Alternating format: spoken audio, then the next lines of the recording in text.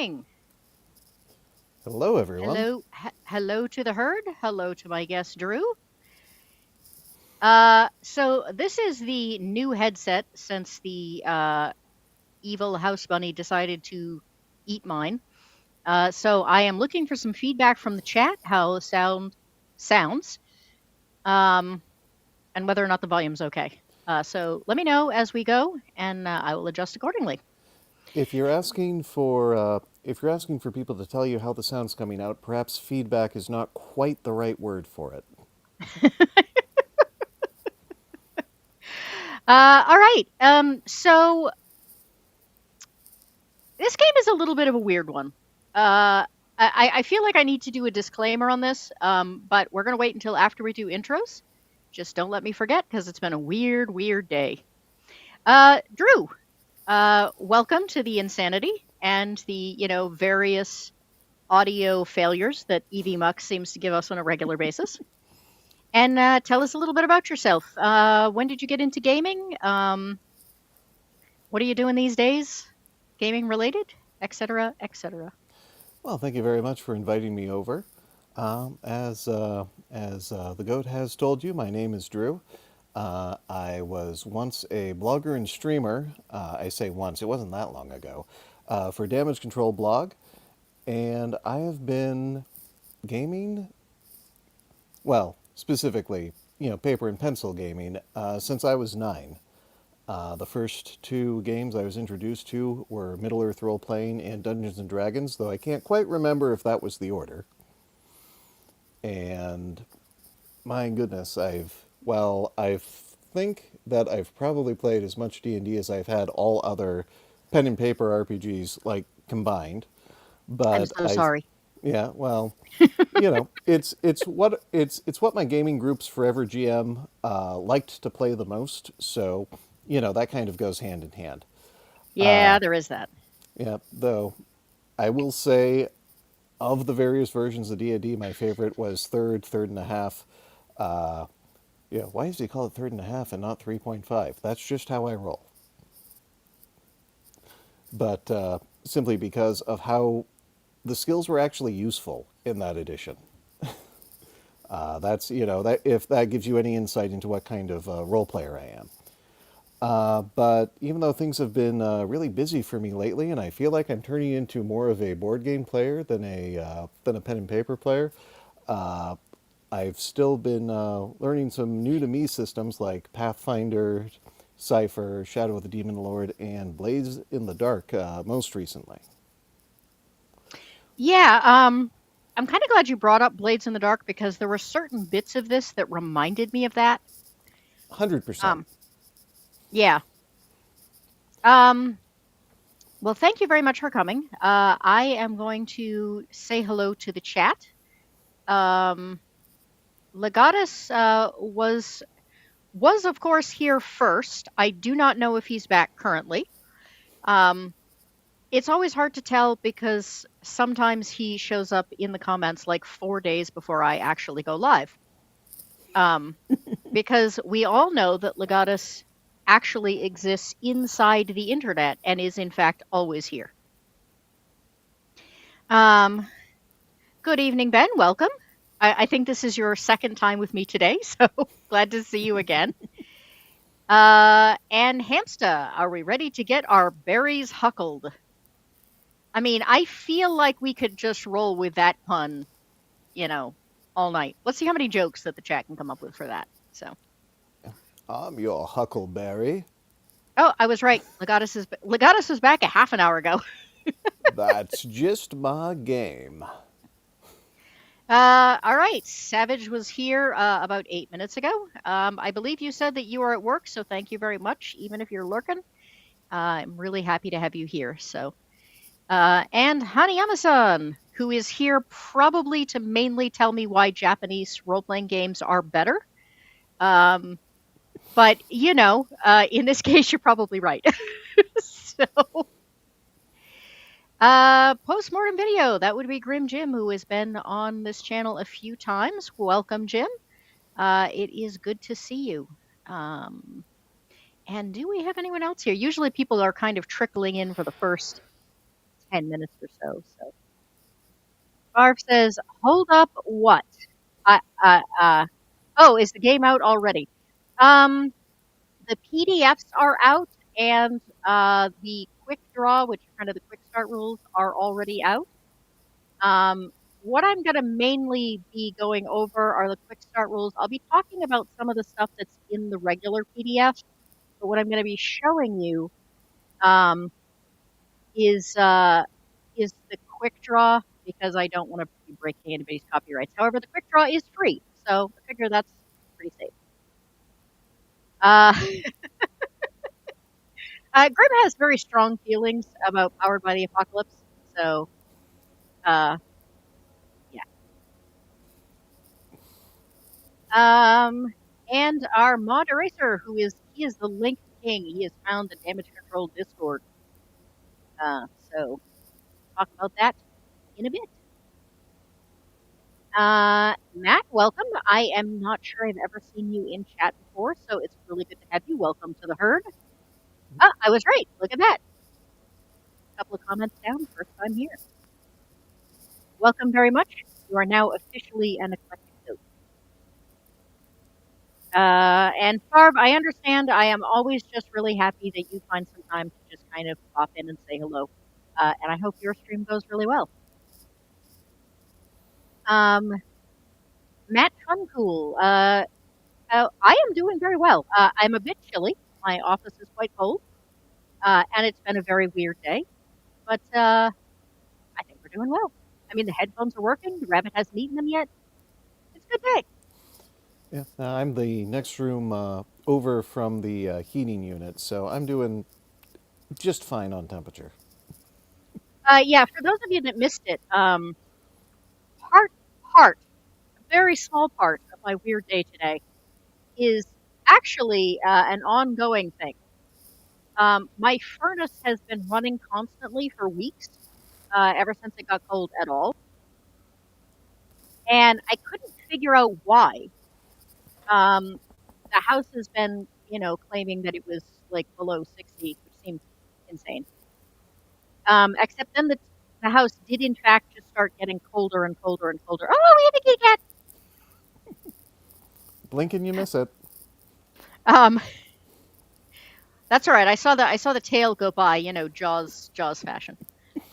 Um, and so then today I realized quite by accident that the bathroom, which is directly across from my thermostat, was much much colder than the rest of the house. And so I checked and discovered that the entire windowsill has cracked and pulled away from the side of the house. Ooh. And so all of the outdoors has been coming indoors for weeks. Um, so that's where my oil bill went, and why my wood stove has absolutely not been able to keep up since. So, Your bathroom has been and we corrupted have by the Hamsa weird. who will fight with you, Drew, over the punniness. All right. So let's see. Uh, I need to exit screen share because it's decided to be weird, and I'm going to have to redo this. Um, I feel like this game needs a bit of a disclaimer, mainly because I have been talking about it for months, and I was really excited about it.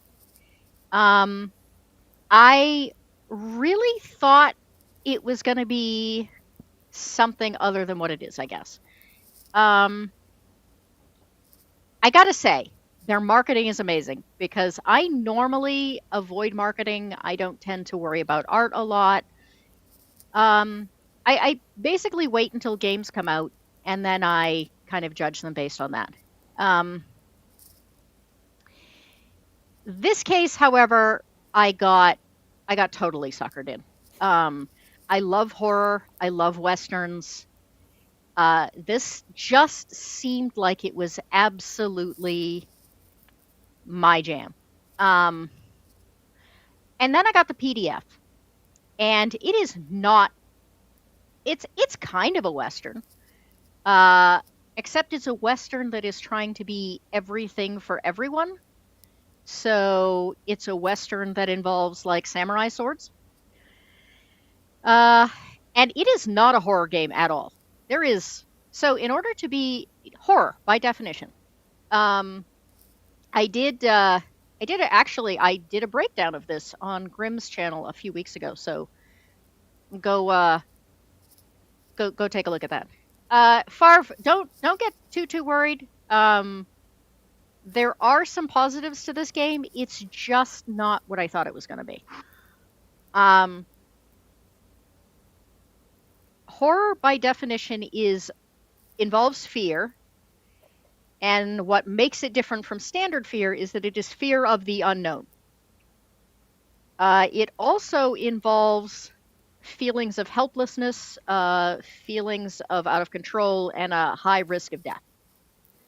Um, if you look at, for instance, the example I used in my video was if you look at the first Nightmare on Elm Street movie, they actually hide Freddy's face for quite some time, and he's just a lot of shadow and shapes.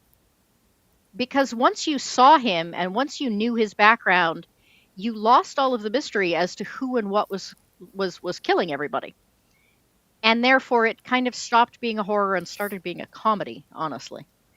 And that's a lot of what the difference is between. I always say slasher flicks aren't really horror because once you get into all the sequels, it loses everything. If you go Western enough, it's going to be Eastern anyway. Uh, this game, however, everyone knows where they are. They know what's going on. And while the characters are not as overpowered as, say, 5e, um, there's an awful lot of padding to stop them from dying. So therefore, it is the slasher flick of horror RPGs. I think that is my main take. Um, so yeah, so take some of the things I'm going to say with a grain of salt because I did. I had to kind of try and make these judgments around the fact that this wasn't what I thought it was going to be, and I'm kind of disappointed. Um, I am trying really hard not to let that interfere, but you know, these things happen. It's sometimes counterintuitive to be an unknowable cosmic horror when it drops the stat block. My fragile mind can't comprehend this eternal terror, but it has 450 hit points. Let's go. Yeah, honestly, that is part of the problem. Like if I were playing almost any other role playing game, the GM would have the stat block for the monster, and you wouldn't necessarily know what it was. In this game, it is right out in the open. You know exactly you know what its attack is, you know how many hit points it has, you know what it is. Um there's not a whole lot of there's not a lot of mystery. The impression I got is that you even have some idea of what its weaknesses are automatically. Is that was that the impression you got, Drew? Yeah, there were, well, there were a couple of, shall we say, traits, class abilities sort of things where you could deduce what, hi, Snowy, what the weaknesses or strengths are going to be. Yeah, I think that's probably standard for most games. But in this game, I mean, because you're turning the card like up, so you know an awful lot of details right away. Hmm. We'll get to that when we get to the combat thing. So, I am going to be going over this. I don't know why this always does this. I'm going to be going over the quick draw as I mentioned earlier for any. Oops, good heavens, that was a little bit too much. Um, I will admit too. Again, I try not to be suckered in by art, but it's an undead anthropomorphic goat. Like, how could that not get my attention? Now, the art, spinning out from, you're talking about the marketing, the art is just so good in this. It's the design, the visual design It is. is Yeah, spectacular. It is I really, dripping with really got to give it flavor. credit for that. He had one artist that he picked specifically for their ability to make it look a little bit like Hellboy. Mm. He said that this was really inspired a lot by Hellboy, and you can definitely see it in the visuals. So this is the quick draw. This is free on drive-through. Eraser, if you can grab the link for that and just pop it in the chat, um, people can kind of take a look at this for themselves. Uh, okay, this is going to matter to some people. It does not matter to me, except in the sense. Well, I'll get to that. Um, this game had not one but two sensitivity editors. I abhor censorship in all ways, shapes, and forms. I understand running it by someone and saying, hey, do I sound like an asshole here?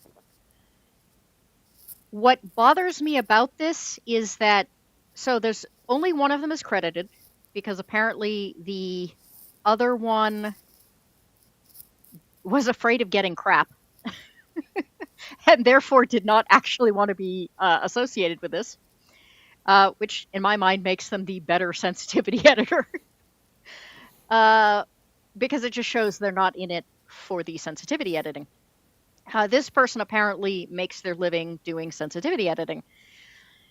Um, and they were apparently there to sensitivity edit for disabilities, and I have forgotten what the other things were. The person who is not named was there to make sure that the author was not being an asshole when it came to Native American cultures. Um, and I'm kind of fine with that. What I'm not fine with is the fact that I don't think there is a single mention of disabilities in this entire game, and there are two very brief mentions of Native American cultures. Uh, so, man, does that feel like virtue signaling. Um, and I will say, I did not notice this until I got done reading this. So I don't think that it colored my view of this. I do think you can definitely see where it colored the game. Yeah, I get it. I mean, I wouldn't know anything about Native American cultures, but then I also would not proceed to write a book about Native American cultures without doing a ridiculous amount of research. I wouldn't run it by one person and be like, hey, are all of the Native American tribes out there going to be okay with this based on your one person opinion? Um, so that is kind of an aside. But man, you can really see, because this is where I did get annoyed. The these type of comments. Okay, safety rules now have to go into TTRPGs. I don't like them. I skip those pages. Fine. Stuff like this, I think, has to go into a certain amount of TTRPGs based on whatever it is you're writing about. But this is scattered through in several places, um, and it's done in a really ham-handed way.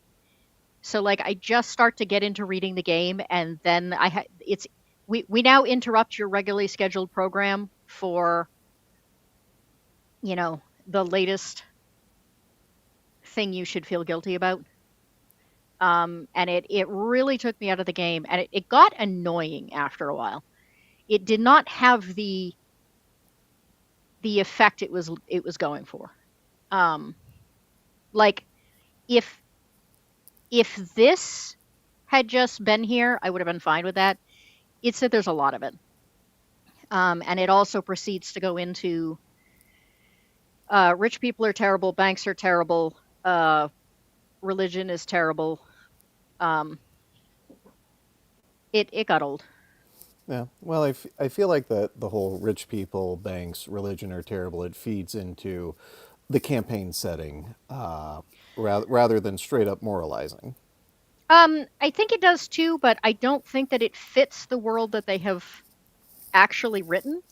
I think if this had been truer to the Old West, it absolutely would have made sense. The problem is that this game tried to be everything for everyone, and it just ends up feeling kind of cartoonish. Um, there's almost no Old West in it at all, really, other than oh yeah, look here's an Old West background with lots of like cool art. And all of your weapons are called big guns, even when they're not guns. Oh, big irons.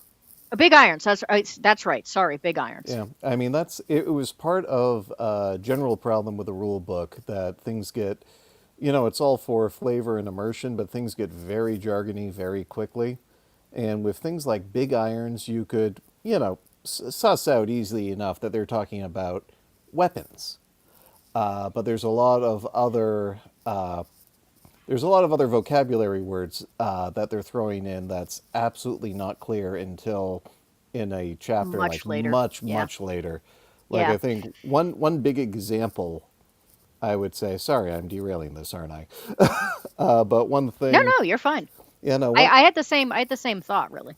yeah, like there's this concept in the game of a drive, and a drive is an adventure. Like you do an adventure module, from beginning to end. That is a drive, and in the PDF of the full rule book, the word drive in that context first occurs on page 11. It's used 18 more times before it's finally defined on page 79. I'm so impressed that you counted. I mean, I just did a find. Um, but considering this is supposed to be an Old West game, and considering how we normally think of big irons, I was halfway through the game before I realized it was just weapons in general. And I had to go back and reread stuff because I was really confused. Oh yeah, no, the whole book would have benefited greatly from either just like a two-page glossary at the very beginning, or take a page out of our old school books and just whenever something came up that needed a definition, you just put it in a footnote or a sidebar. Yeah, that's what sidebars are for. Eh, Or even just write a page number so people know where to go to find the definition. Like yeah. Monty Cook does that. Oh yeah, they did that exactly once in the book. Really, I actually missed when Yeah, that happened. Why would you do I it don't. once and never again? It was done inline. It wasn't like pulled out or anything like that.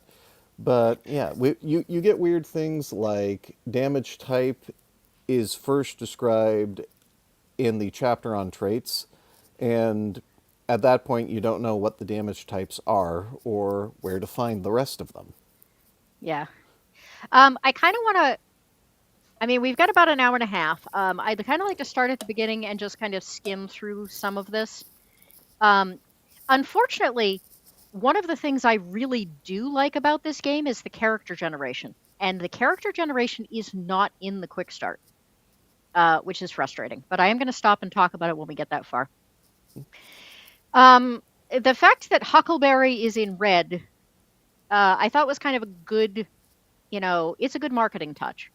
Unfortunately, there are then a couple of other words that apparently for no reason are in red and bolded. Um, they are no more or less important than any other game mechanic, and yet they are printed in red every single time, except like three times. And then I was like, well, are they not talking about the game mechanic here? Is the word being used differently, or is this a typo? I can't even tell. Um, you were talking about the words. I have said repeatedly that I get really frustrated when games feel the need to change the words of a game. Like we all know what a game master is. We all know what players are. We all know what characters are. We all know what turns and rounds and advantages and disadvantages. Like we know all of those things.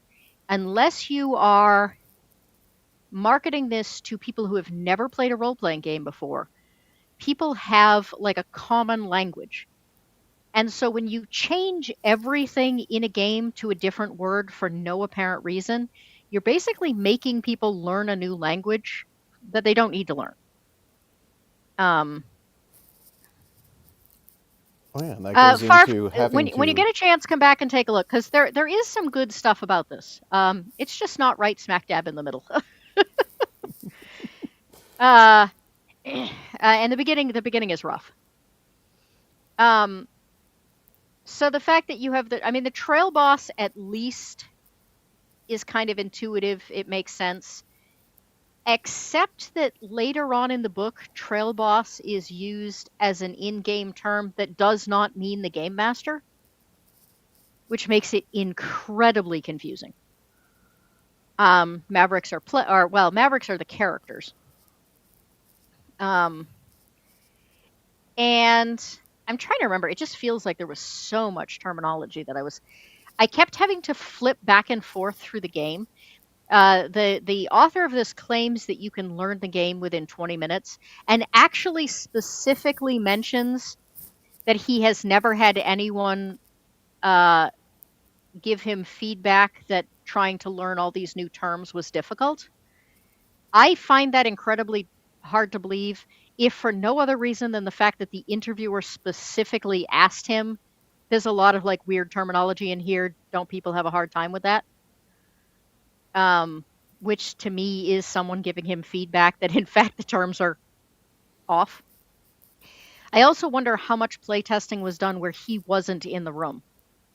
Because I could see learning this in 20 minutes if you were using pregens and if he was running the game, because then he's right there. Yeah, you don't Um, have to worry about translation when you've got someone who's just there. Oh, this means that. yeah, this is a very good point. Hamsta says books that swap fancy fonts mid-doc can be a strain to read, especially when they swap back and forth on the same page.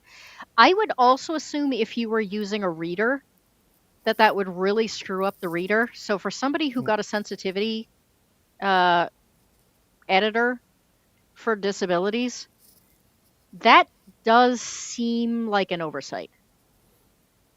Um, Brewski, why do I feel like this is a bunch of movie references from spaghetti westerns? Well, that's the thing. It's not even that much of a western game. Um, we'll get into it more, but I don't even quite understand how this is categorized as a western at all. Um, so I'm very big on world building and starter stories when it comes to role playing games. So this is personally my take. Um, I'm going to steal a line from Grimm. Your mileage may vary. And Drew, you can tell me if you had an issue with it. This starts out by saying, um, in this unforgiving landscape, the veil between reality and the weird has frayed and thinned, allowing the weird to seep into every crevice, corrupting and twisting every fabric of reality. However, then we find out that the people in this game aren't in reality at all. That reality is what they call the fourth world. I don't know what the other three are supposed to be. Mm, Um, and the fifth world is where the weird lives. So, like, we invaded its territory, not the other way around. So the line didn't become thin. We just went there. Um, the reason this is a big deal, considering it's only one line, is that I have I do not understand in all the reviews that I looked at, in all the interviews, this game was compared to a whole lot of other role playing games. It was never compared to Deadlands. And Deadlands is about the weird coming into our reality because of a botched spell or ritual. Um, so it feels like this started out with the exact same premise and then was like, oops. Like, that's a little too close. So we're going to go there instead. Um, yeah, it's a straight Dark Tower. The number of people who have referenced the Dark Tower uh, in the first three worlds, Larry, Curly, and Moe, um, there's been a huge number of references to the Dark Tower in this. So, in the years after the American Civil War, caverns deep beneath the earth opened with a melody of the Spider Woman's song. Deadlands, by the way, also takes place in the same time zone. Uh, so she calls to all of the various Native American tribes, and apparently this is the sensitivity bit, is that these are what they call themselves, not what we call them. And that is literally the only thing in this entire game that makes reference to their culture at all. Um, the echoes carried her song through the entirety of the fourth world, drawing thousands into the fifth world. So she called to all of the Native Americans and said, hey, you're having a hard time there. It sucks. You should come here instead. But in the process, she sang too loud and drew in a whole bunch of other people too. Um, and then she proceeded to lock the gate, trapping all of the Native American tribes in basically hell. So this whole game makes the Spider Woman kind of terrible.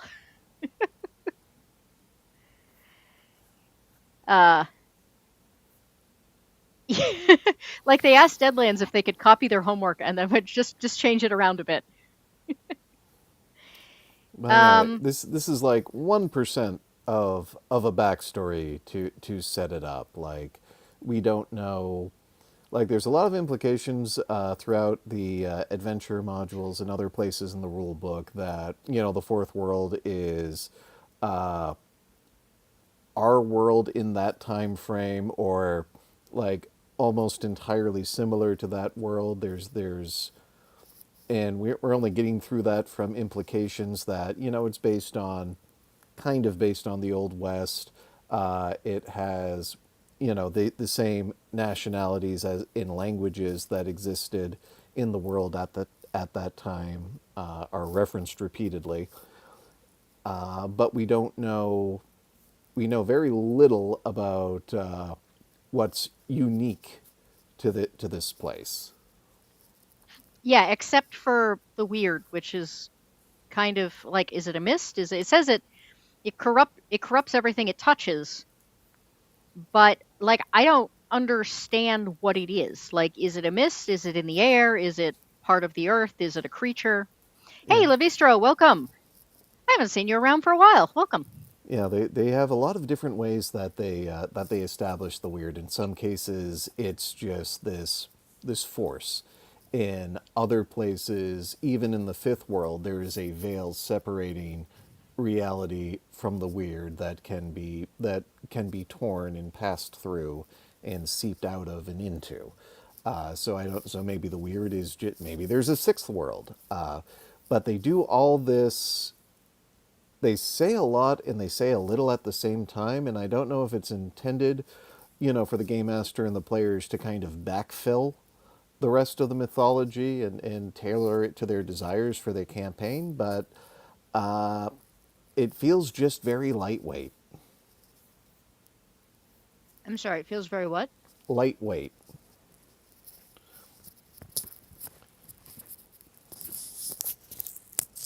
To be fair, this is supposed to be a rules light game, which is part of my issue when I say it tries to be everything for everyone.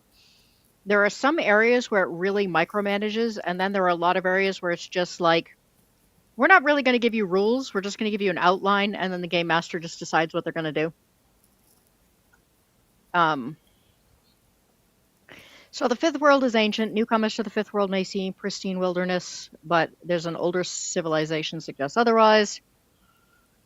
Um, eh, I'm left going, well, is the weird actually a thing, or is it just amalgamation of everything that already lived here that's pissed off that all of these people have just kind of shown up?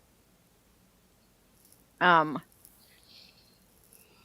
Water is scarce. The weird corrupts water above all. Almost every drop found in the dry lands carries a spicy taste and metallic sheen. Um, the Ashui, I did not hire a sensitivity reader. I don't know how to pronounce that, but I'm going to do my best. Apologies if I got it wrong. Whose generational knowledge comes from millennia of desert living, first discovered the effects of weird water and how to purify it. They also learned their rituals for summoning untainted rainwater are far more potent in the fifth world, where spirits are better hear their pleas. We later find out that they have special pots which allow them to purify the water. Um, Apparently, even the rainwater is tainted. Um, the trick to this was also given to them by the Spider Woman, but no one else is allowed to know what it is.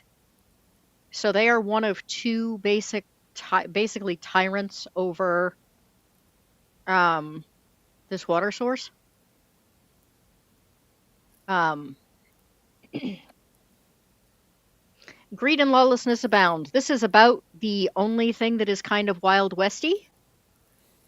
There's not a whole lot of organized.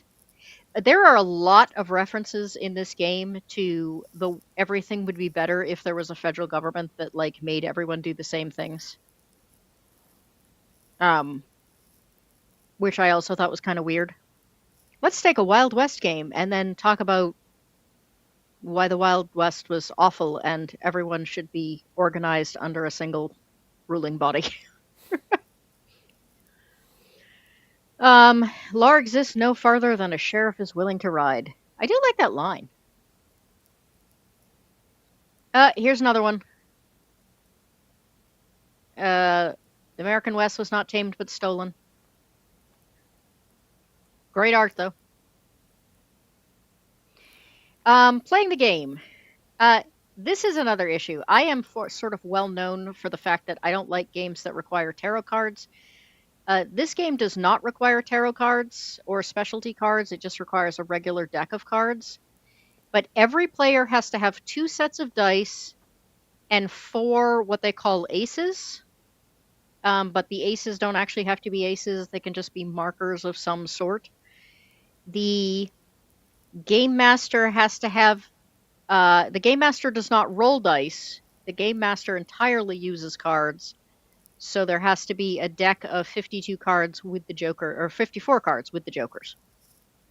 So there are a lot of moving mechanics. You are not just going to stick some dice in your pocket and go and grab a piece of paper and go play. Dare we assume the spice was borrowed from a certain desert worm-infested world we know and love? So this I found very funny. So again, back to the Deadlands comparison. Deadlands also uses cards, and Deadlands uses poker chips. And the poker chips are bonuses. When you earn a poker chip, you can then use it to buff a roll later on, or do other assorted things. So it actually says in this game that they don't have to be aces. They can be some sort of other token. And it specifies, including poker chips. And the aces are earned and then used to buff rolls and do other things later on. So you can see why I am super confused that this game was compared to like a dozen other games, but not to Deadlands. Malifaux, yeah, that actually, that is another one that was never mentioned, but that is actually also, um, a good comparison that I never saw made. Um, when instruct to increase a die, replace the die with the next largest die size. I'm not quite sure why there is a D4 and a D20. The only dice that ever get mentioned, at least as far as I can remember, are the 6, 8, 10, and 12. Yeah, D20s sometimes come in. If you're looking at the part where it describes the monsters, there's some rolls that involve a D20 there. As far as the Oh, yeah. D4, Okay. while your skills and abilities can't be reduced below D6, the weird die can go down to D4. Okay.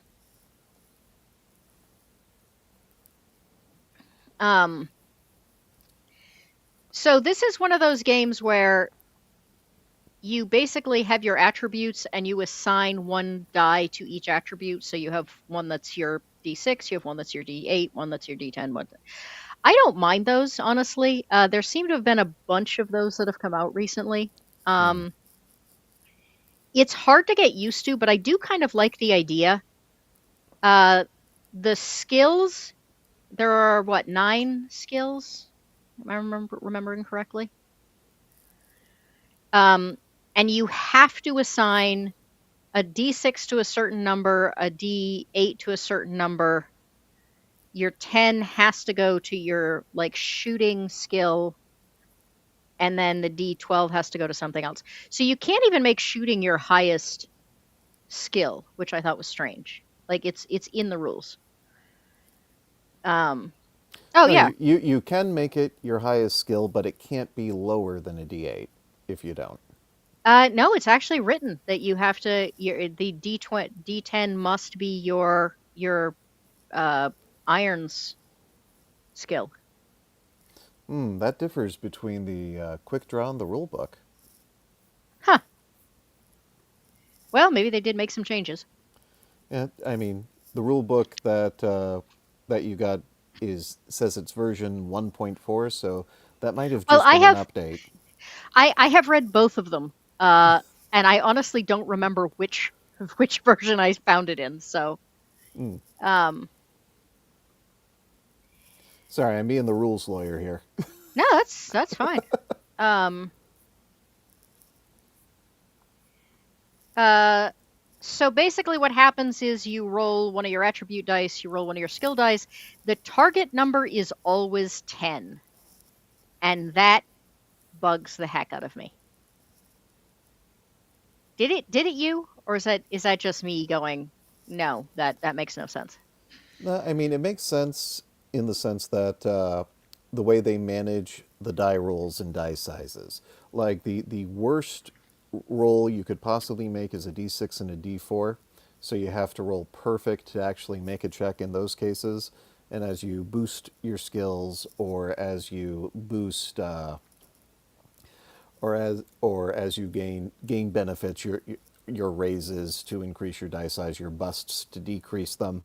Yeah, yeah. We'll come back to vocabulary later. There's going to be a lot of vocabulary Oh yeah, over the course of it.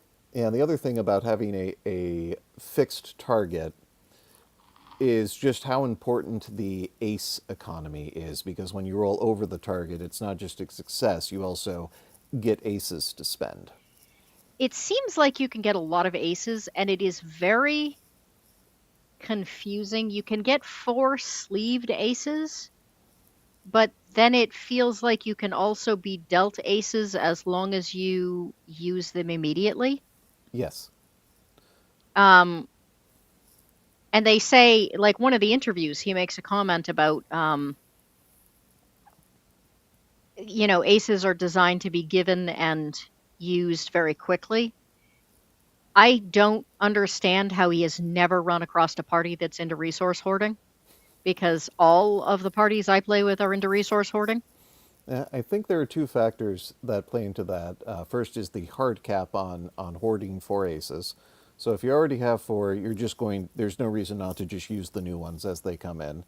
The other thing is there are a million, like one of the potential balance issues I saw with the game is that weird die. There are a million and one ways that your weird die size can get reduced, and very, very few ways that it can be increased, with one of those ways being spending your 4 held aces. Did you feel like there was too much extra? Like you have the base game, it actually looks like it would play really well. But then you have the aces, and then you have the weird die. And it just felt like someone took what could have been the core of a decent game and just started like piling stuff on top of it. Well, I'm not really sure what the mechanics would be absent this. They wanted to, if you want to run a game that's based entirely on, not on dice pools but on dice sizes, and if you want to run everything so that every single roll every time is two dice, you have to find your mechanical variety in other places. I mean, and I mean, Uh, we're talking about when we're talking about the flavor here. Why is the the game master using a deck of cards to fit the theme? Why are we only ever rolling two dice and always rolling two dice? So a critical failure can be called a snake eyes. so I have hypothetically, possibly, edited a bunch of games recently that actually all use this mechanic, and none of them felt the need to add in extra dice and extra other things, and they run really well. Page 14. Assign your skills. Choose your. This is the main. This is the main rule book. Choose your primary skill. Assign it a D10. Choose a big iron skill and assign a D8. That must be brawl, handguns, or long guns. Choose three more skills. Assign them a D8. Assign the remaining skills a D6. So if there is a contradiction in the rules, that's also an interesting point. Yep, there is definitely a contradiction in the rules. It comes back to the so we're looking at page 14, but when we go later on when it in the skills chapter, it says that your D10 can be assigned to a to a big iron skill. Hmm. Welcome, Mr. Hunter. Bonuses became Savage Worlds bennies. The due assignments also sound like Savage Worlds Deadlands, although you have more freedom of choice. Oh, there you have more. Yeah, that's what I meant earlier when I was saying like the actual running of the game is so loosey goosey, and yet then there are these areas where everything is just kind of rigid. Um, stolen poker vocabulary also sounds stolen. Mr. Hunter, let me tell you, I love poker. There was a point in time in my life where I played a lot of it. Uh, Not only is it stolen poker vocabulary, it's always wrong. I don't know if the author has ever actually played a game of poker, but part of the issue we were talking earlier about language, having to learn a whole new language for a game is tough. Having to learn a whole new language, except that some of the words are words you're familiar with, but they mean totally different things, is even worse. It is I so confusing. I feel like the most egregious example is calling card. Oh no, Ante Up is much worse. I feel like and calling card. It's like it has the exact opposite meaning in this game. It's not something you leave behind. It's something you take with you. Well, okay, yeah, I guess I can see that. But ante up is a financial thing. It's you're putting Yeah, it's. money in a pot. I mean, draw was right there. Yeah, exactly. Um, okay, so there's a whole section on skill checks. Oh, raises and busts. These are the words that I was talking about earlier, where I said you have these like red bolded terms, and I don't know why. They are no more important than any of the other mechanics. They aren't particularly important, and yet for some reason they're all in red And and in a if different font and all in and caps. oh yes, and the kerning's much tighter. I almost want to say back to your comment about the screen reader. I think that in the book those are actually images rather than typed. Ah, okay. So that's so the screen reader is just going to skip right over those. There is. I wanted to mention something in here that I thought was really important, and now I can't find it. Oh, actually, I think I already did. That it is really uncertain. It clears up later in the game, but when they're doing this basic how to play the game, it is very uncertain as to whether or not you can only have four aces or whether or not you can have others, because they make it sound like you can only have four, but then there are references to people getting more. Yeah. I mean, I see it as at the end of your turn, you discard your hand down to four. Well, except that later on, there are references to you can't have more than nine cards in your hand. Oh, that's specifically for a mini game where you're actually playing poker. No, that is not poker. I'm going to get real angry about that one. Okay. That is not fucking poker. That Where is a in the bullshit feel good game. let me rephrase. Like within the universe of the game, you are playing a card game called poker. Like No. it does not refer to the aces you have in combat. Well, the thing is that he says, it's a poker game, like draw five. Okay, there is no poker game that's draw five. It's draw three at the absolute most, and that's considered like a child's game. Um, and it bears no resemblance whatsoever to the game he goes on to describe. So Hamsta, no, the highlighted terms are not clickable. I just checked. So from being snakebit to witnessing eldritch horrors, Mavericks frequently face unsettling and terrifying events that put their abilities to the test. I don't know where the snakes came from, unless they're just coincidentally are also snakes on this world, or somebody brought them. I'm going to pack everything up and I'm going to bring my boa constrictor who happens to be pregnant. Aces. Anything else to say about the aces, or have we already beat that dead horse? I think we've.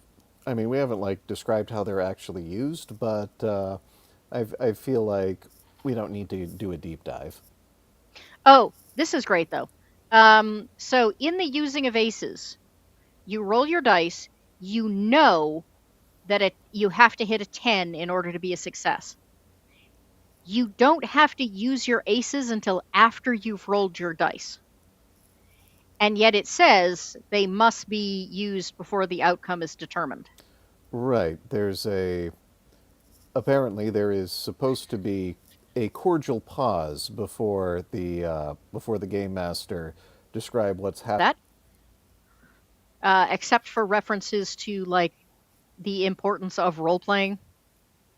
Um, but most of the game really seems to be like a lot of the rules are based around combat and skill checks.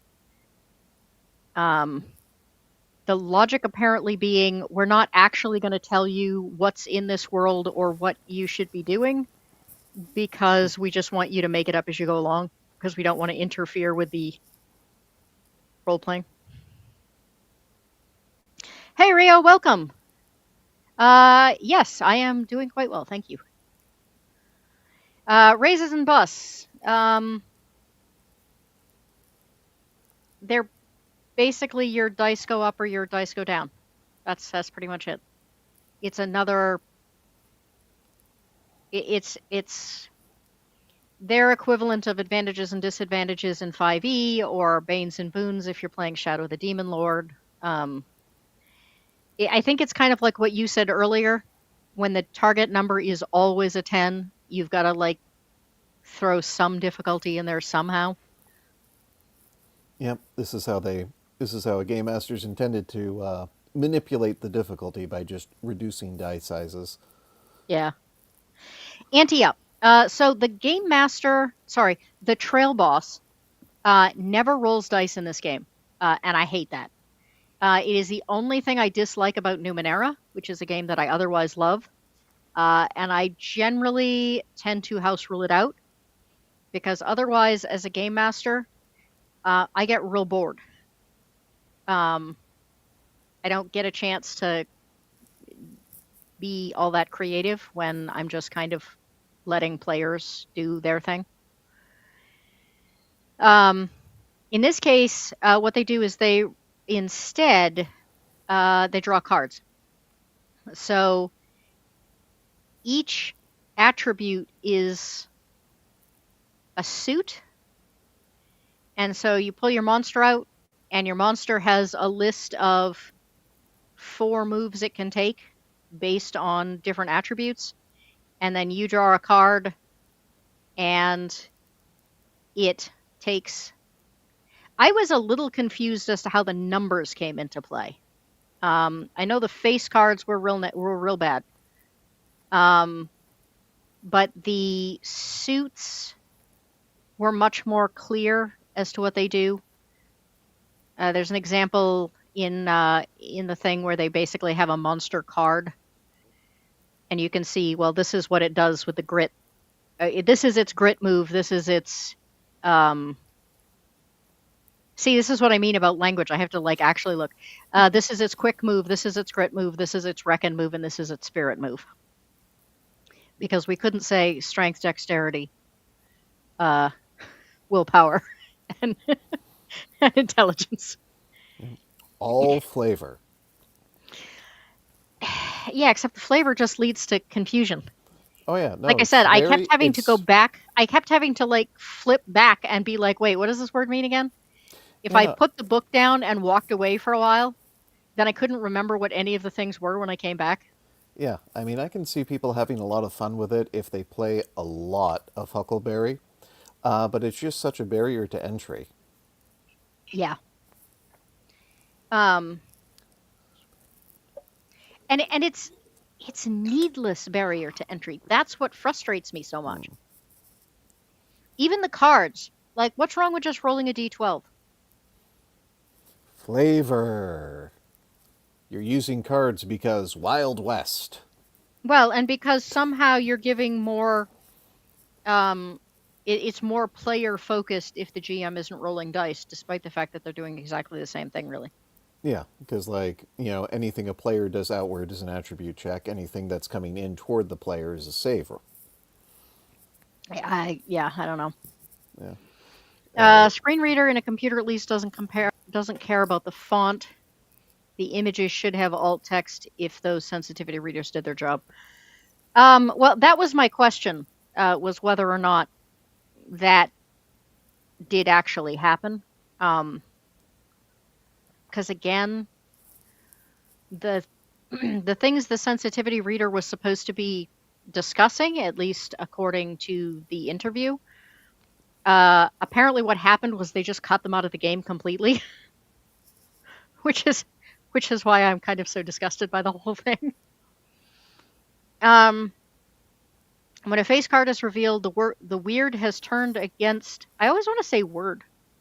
The weird has turned against the maverick. The targeted maverick's weird die decreases immediately, and the danger of the anti increases. This is not an anti up. This is a draw.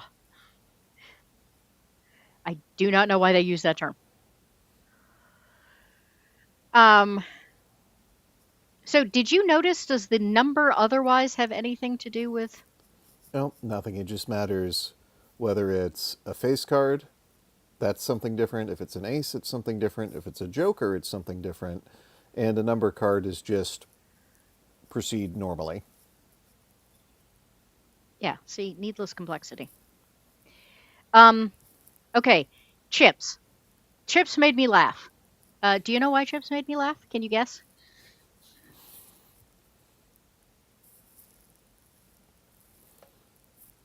Is this for me or the chat? Or can I everyone mean, play? it technically was for you, but the chat is welcome to. The chat has not read this entire thing through, and you have, but they're welcome to try. Honestly, if they just read what's on the screen, they should be able to figure it out.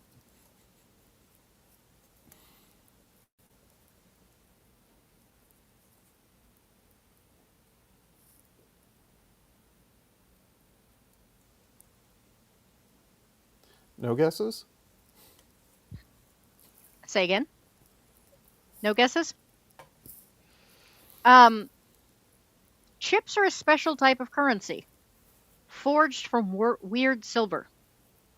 They have significant value, but the corrosive properties of them make them toxic to regular folk. And yet, you use them to buy stuff from regular folk. So why are they valuable if they're poisonous?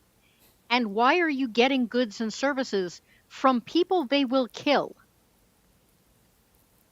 I mean, somebody's going to have a heart attack making change.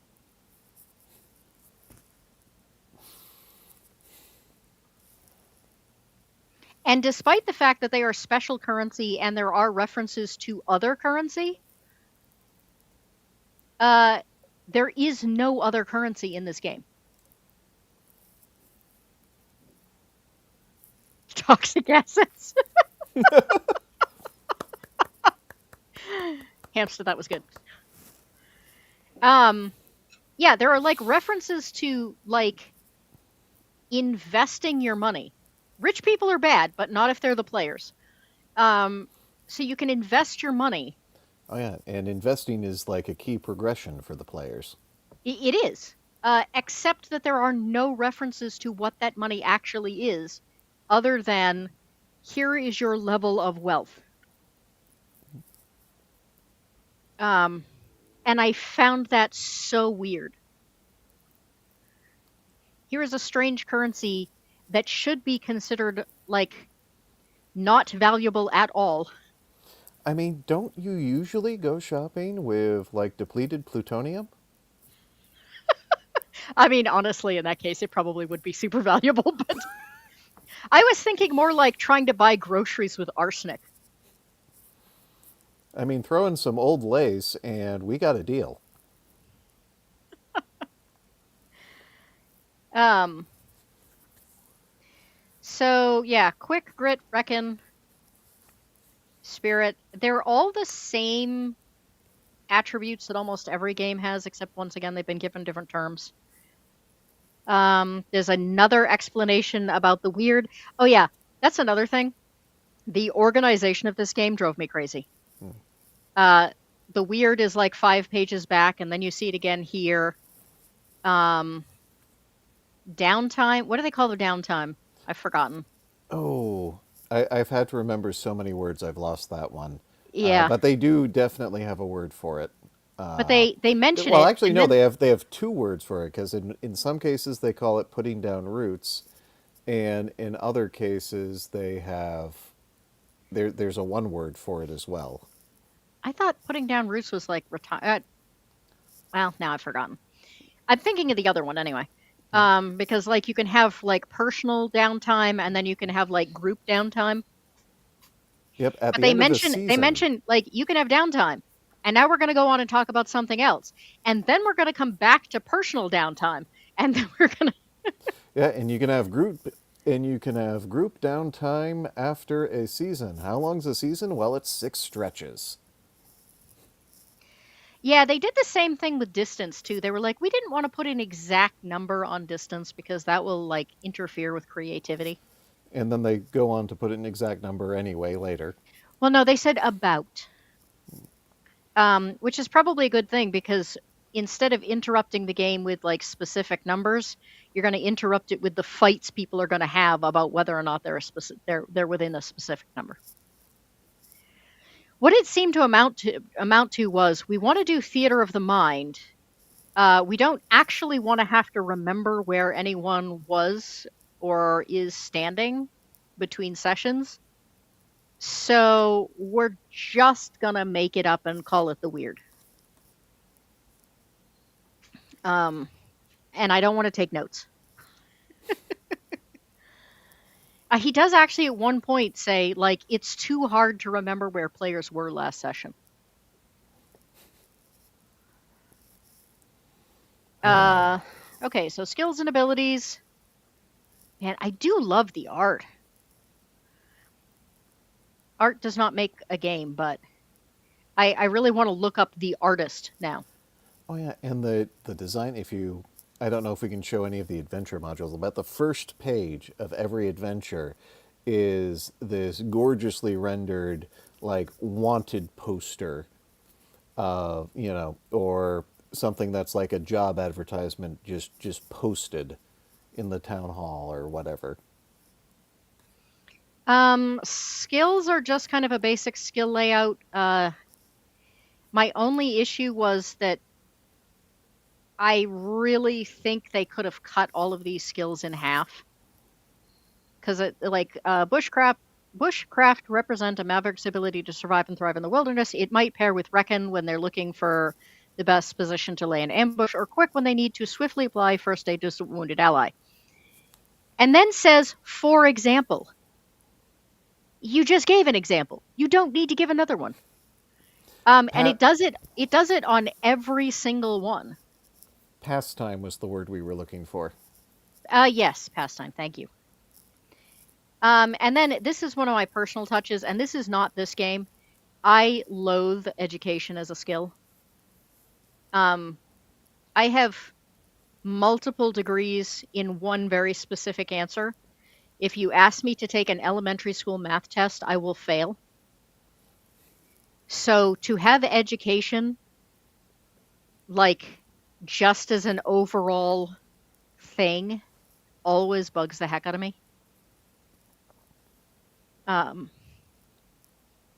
I don't understand it. Like, having education with a subcategory, like you have to pick a topic, is fine, but just in and of itself, I just don't get it. Especially for a game that, despite being somewhat supernatural, has apparently tried to stay somewhat grounded in things like that. I did appreciate the fact that he used the word long guns. Funny story, I was once taking a research class in grad school. Everyone in the class, teachers and students, were from Massachusetts. I was from Maine. And we were given an example of a survey. And in the survey, you had to check off whether or not people had, like, do you own a handgun? Do you own a long gun? And I don't remember what the others are. Well, And we had to find, if you're checking them off, does that mean that they fire in the third chapter? but we had to find the error in the survey.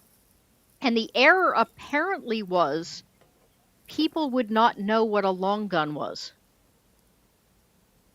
And most of the people in the class got it right because they didn't know what a long gun was. My error with the survey was who only owns one. And she got really mad at me because apparently that had not occurred to her at all in a survey that she had written. Um, there is also a recent pattern with using the word skullduggery instead of, like, rogue stuff. And why? I mean, I get they were trying to keep it to 9 skills, but again, that covers so much ground. I don't understand why ambushes and theft would be the same category. They're very different skills held by very different people. And the big irons. Big The big, iron. yeah, which should be guns. We're in the mid. We're in the old west. Well, except that big irons are also pocket knives, Well, which but here's is the thing. It starts off by saying most cowpokes carry a revolver or some other firearm, but a maverick carries a big iron. which Like, is does includes that revolvers and other firearms. does that not suggest we should be talking about guns, especially when you consider the background? Nope, just kidding. Uh, every possible weapon is a big iron. And it never explains why they are any different than any other gun. Yeah, there are many like it, but this one's mine. Yeah, I mean, Is all it amounts to. other than the fact that you apparently have an obsession with your particular weapon and name it, there doesn't appear to actually be any difference between the big irons and, because you can actually pick up a gun that someone else drops and just use it. Um, so it seems weird. Uh, Big irons have ammo ratings, and Mavericks mark off their shots when fired. Ammo is not the amount of bullets in a gun, but the amount of effective attacks. So stormtroopers have unlimited ammo because they're never going to hit anything, so they're never going to run out of ammo. Yes, though by this definition, they have no ammo at all because they can't make an effective attack. I, I don't know. This is where I started going, oh, this is just a cartoon. If the plot calls for it, which is to say you've made enough shots, you have to take a turn to reload. Yeah.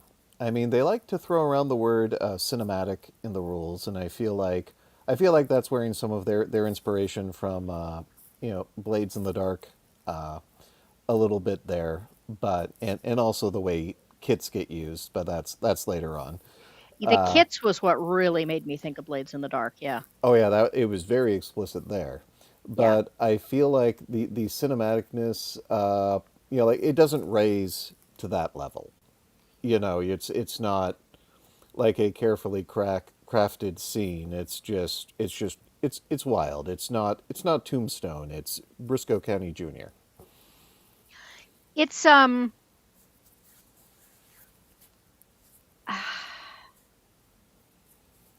I don't know. It just the word. So I did a Goat's Notes video on this a while ago. There are certain terms that have begun appearing in indie games everywhere. Player forward. Um, I can't think of the others off the top of my head, but cinematic is definitely one of them. It's just become a catchphrase for like the rule of cool wins. Instead of just calling it the rule of cool, it's now become this game is cinematic. Except that apparently cinematic means like 80s cinema because, John Wick Reloaded. Yeah, no, this is the kind of movie where if you shoot somebody, they fall forward. Mm. And then we have damage types, which, as you mentioned, it's what page is this? 22. So it's page 22 before we actually get to knowing what damage types are. Hammer and lead poisoning, psychic, silver, and slicing. So I was a bit confused. I mean, silver and lead poisoning are both bullets. Slicing, I assume, is knives and swords. Hammering, I'm assuming, is blunt objects. Can you have a psychic big iron? Is that supposed to be the idea? Yes. Uh, let's see. I Yeah, think one of the cartoon. modifications, if I remember correctly, does psychic damage, and one of the traits you can take modifies your damage to psychic. Yeah, and then you can modify your guns. Um, there are tags that define each big iron. I thought it was really weird you have to modify your shotgun to be double barreled when you consider that those are, normal guns that come that way.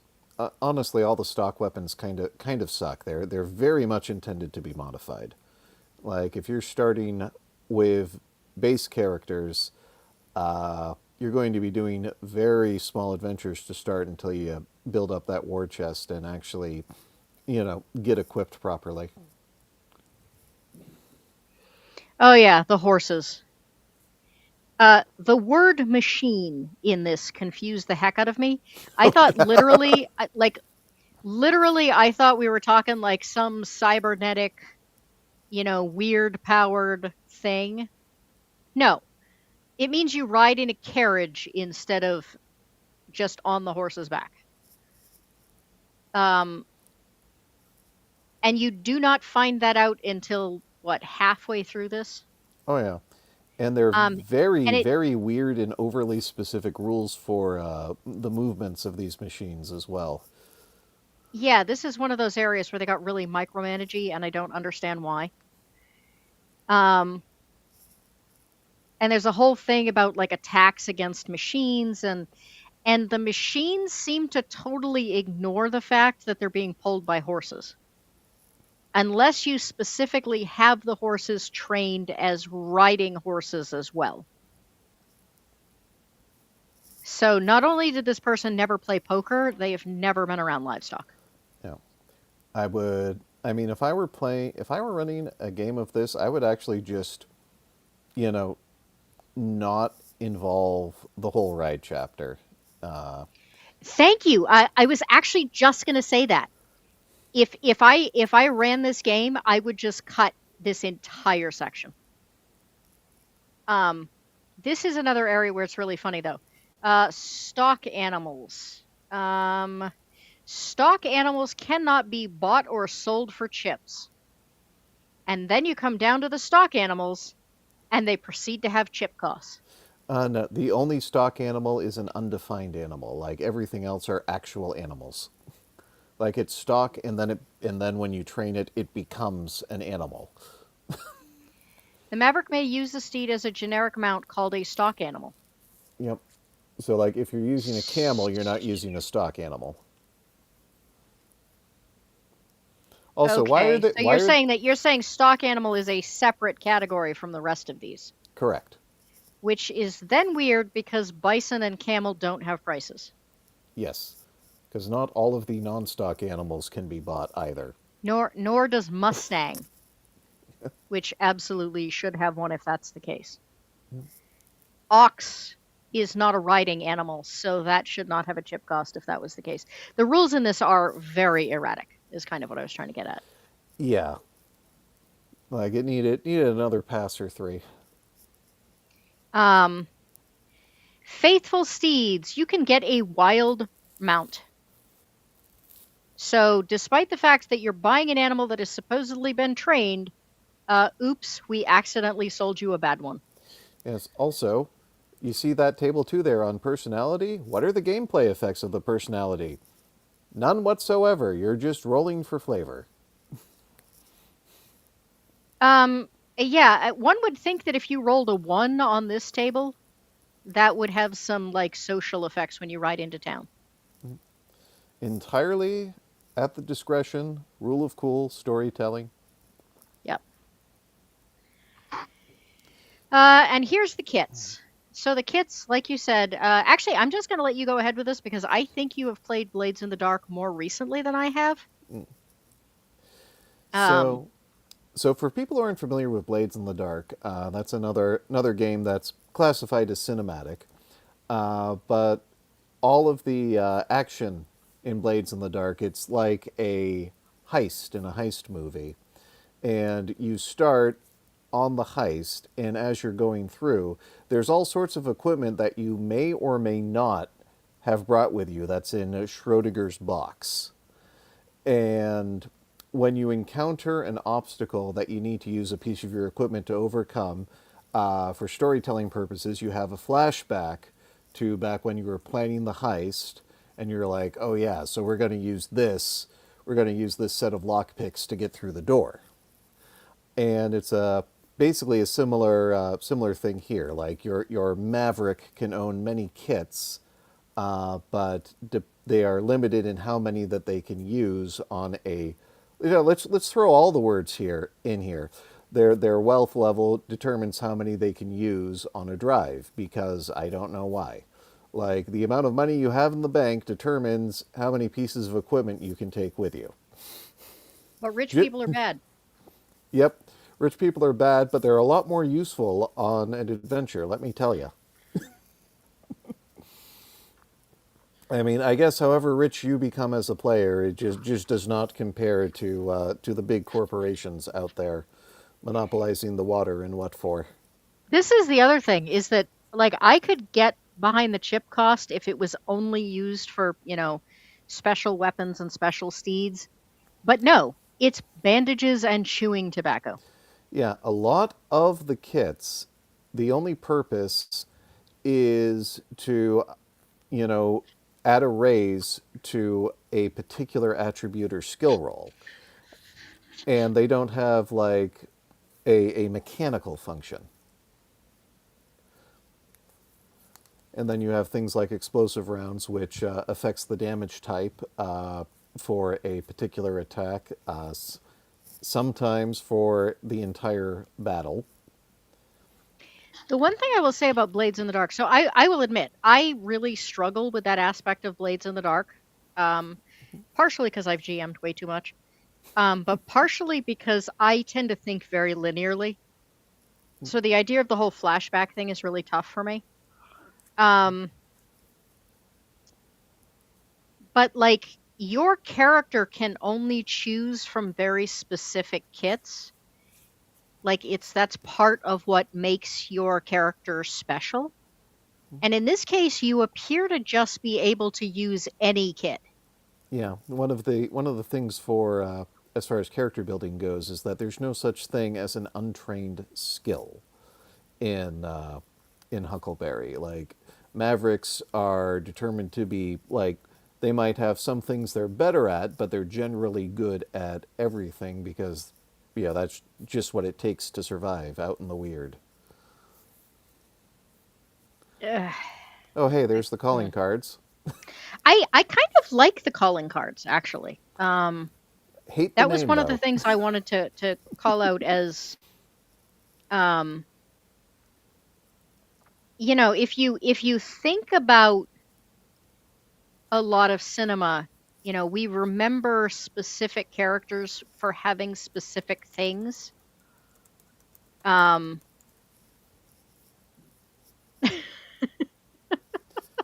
oh man, I'm sorry I'm out of Apple gift cards, but please accept this chunk of uranium.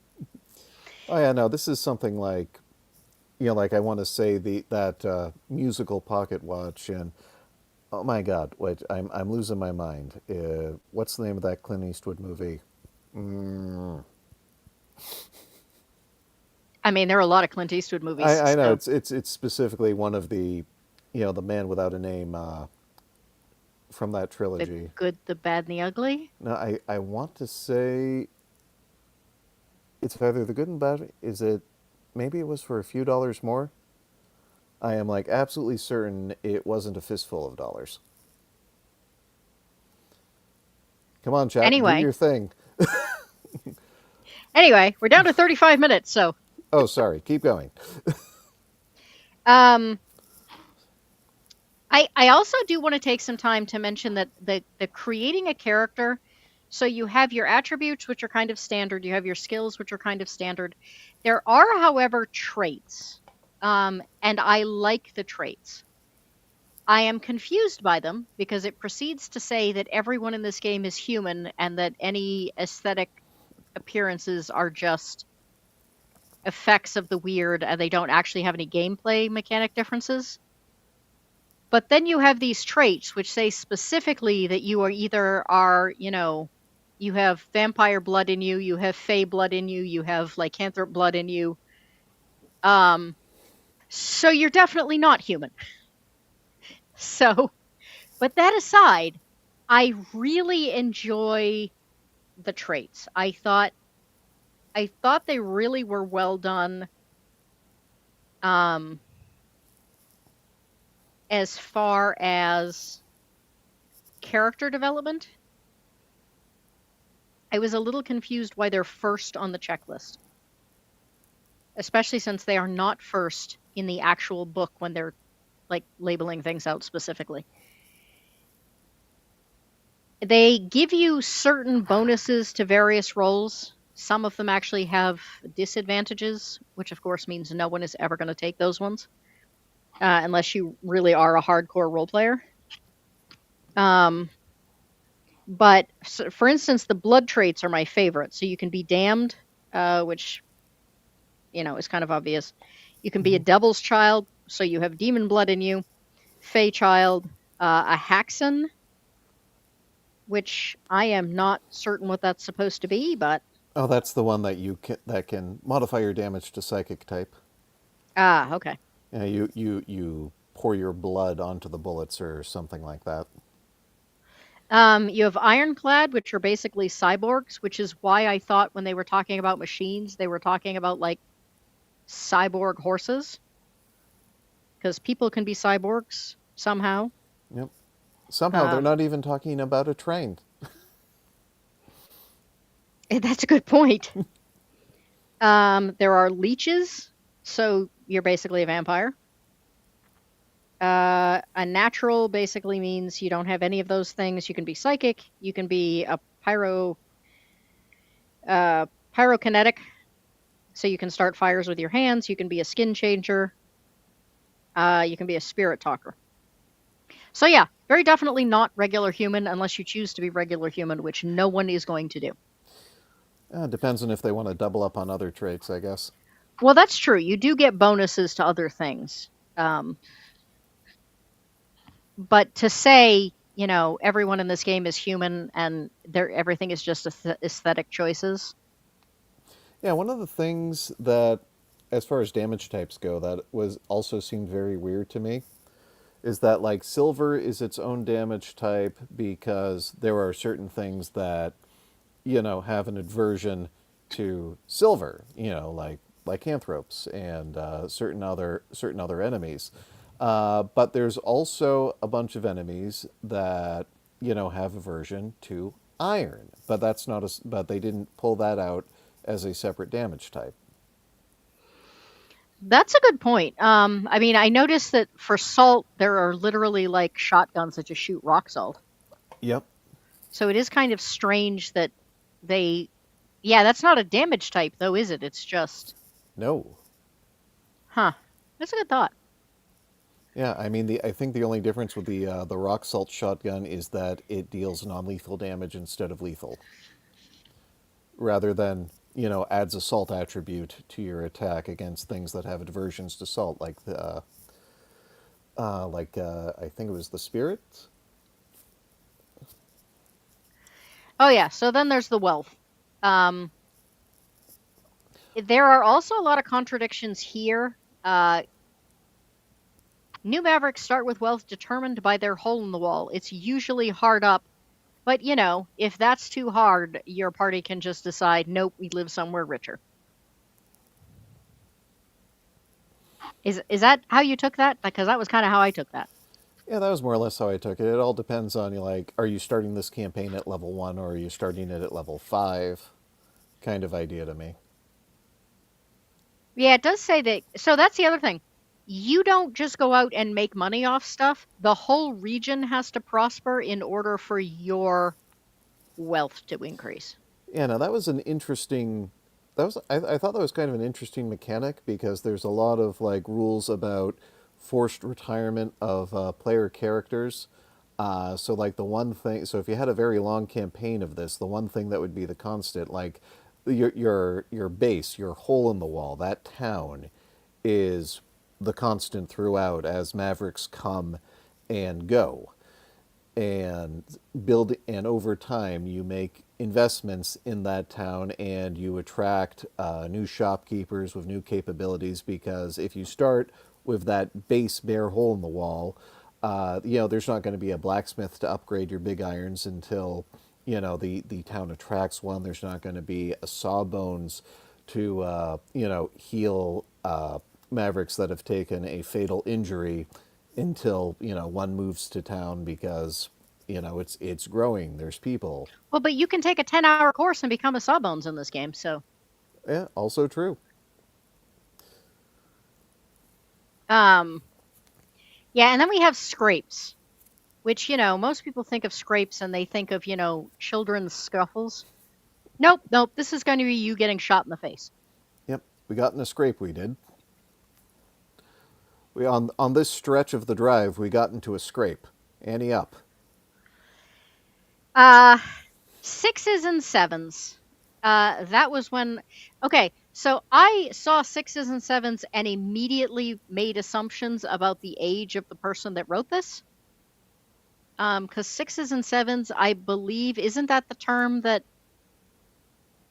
is getting used these days to mean absolutely nothing and just drive us old fogies crazy?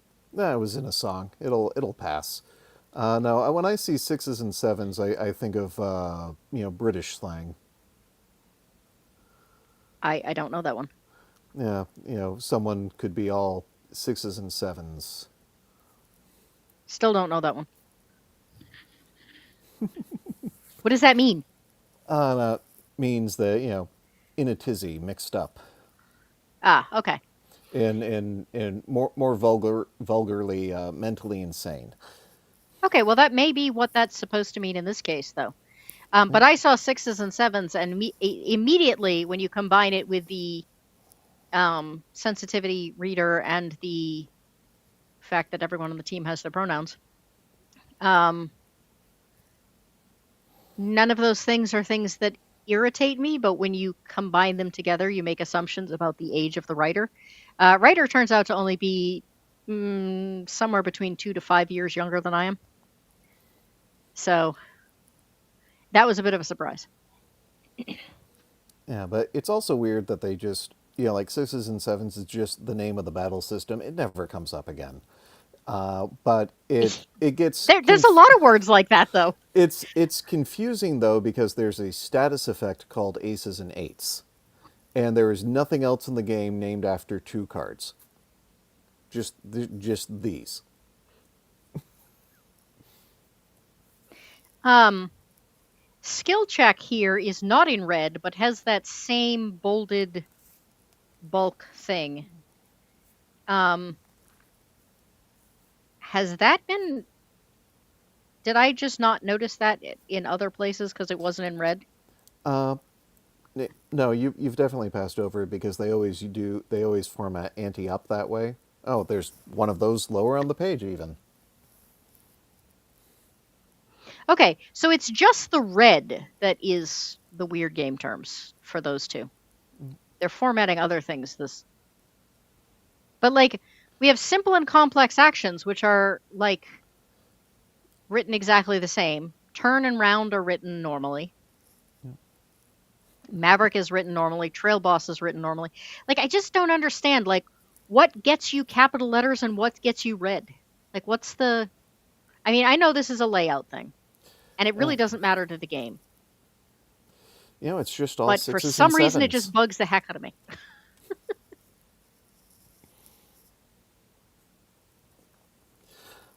But yeah, one interesting thing I noted about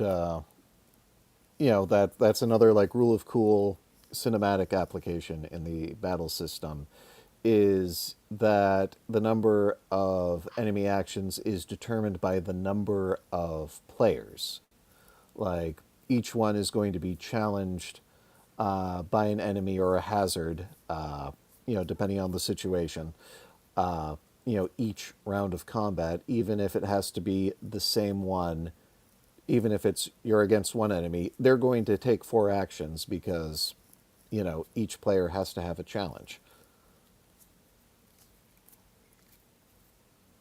Um, I'm also really entertained by the fact that they consider aim to be a simple action, but pulling a trigger to be a complex action.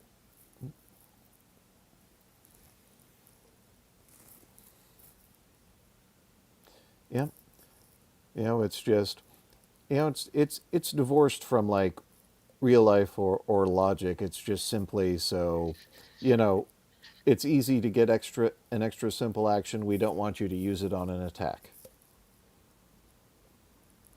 Speaking does not require an action. I read that, and all I could think of was the scene in Robin Hood Men in Tights where we got time out, bad guys, and they proceed to just stop while they proceed to introduce themselves.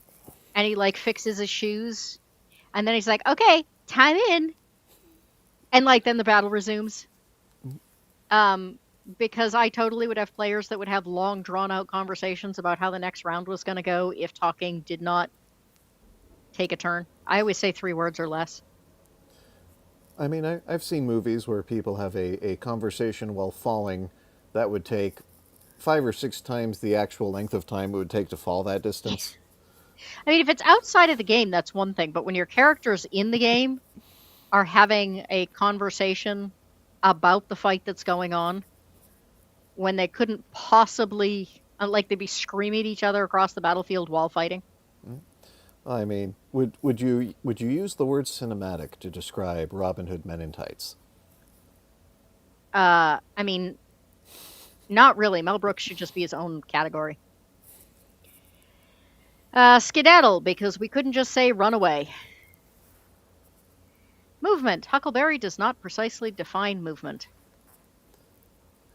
But then we're going to precisely define movement, or at least vaguely define movement. Yeah. And then, of course, aversions and indemnities. Uh, Which are just dependent on whether or not they happen to you or the bad guy. yeah, I feel like aversion. Well, no, that's ailments and inflictions Yeah, is ailments and dependent. inflictions. Yeah, I just but Yeah, they're both A and I. Darn it. Oh yeah, just no confusion. You know, we're not going to mix anything up there. But still, aversions and indemnity, I feel, is like inadequately Western flavored to use special words. I mean, I Instead feel of like most people weakness in and the old resistance. I feel like most people in the old West wouldn't know what those words meant. So,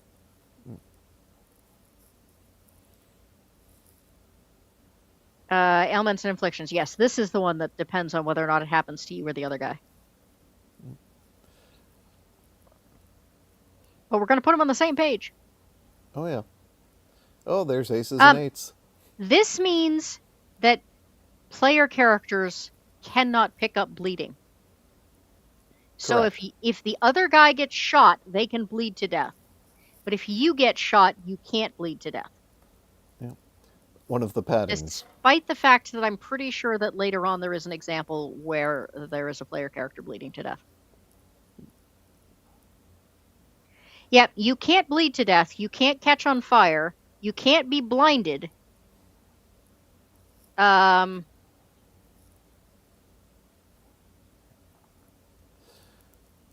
Yeah, it's all very different. Like enemies and Mavericks are just constructed completely differently. Like the enemies are going to have hit points, but Mavericks do not. They have an injury system.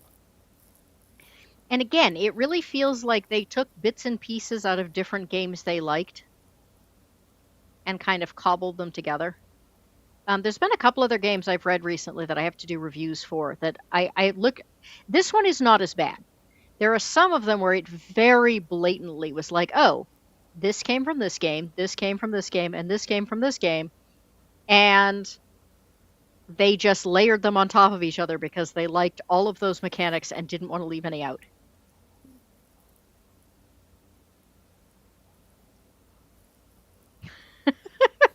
Brewski, I rolled a one on my mount. Dude's got a mouth that looks like Lady Bits and has the voice of George Burns. I mean, that's a game I'd play. I would put the horses back in the game just for that. Yeah. Just for the George Burns reference. So then there's patching up, which also I think could have been organized more smoothly. Yes, no, maybe. It's I think they could have described it a lot more efficiently than they did. Yeah, it felt like it bounced around a lot. Yeah. And apparently you don't call the doctor until you're like verging on death, Yes. which is Though. kind of a problem if you're not near home. But Yeah. it's okay because every adventure has to take place within a day from home. Mm-hmm. Yeah. That's the whole idea. You're on the frontier. Adventure is just in your backyard Well, yeah, but you're or your also in or the your Old front West, but yard. apparently, swamps can be a half a day's ride. Well, they have camels too. I I mean, there are actually laws in Arizona about it being illegal to shoot a camel or something like that, so there must have been camels at some point. I think it's one of those, like, someone said, hey, wouldn't it be cool if we brought this to the desert country because it's a desert animal? And then they got it here and went, oh, that didn't work so well. and it could. Yeah. I suppose it all there must have been a lot of camels like near the rip when the fifth world opened ever so briefly. Well, I mean, there are snakes too, so. Yeah. And Yeah. It's. horses, for that matter.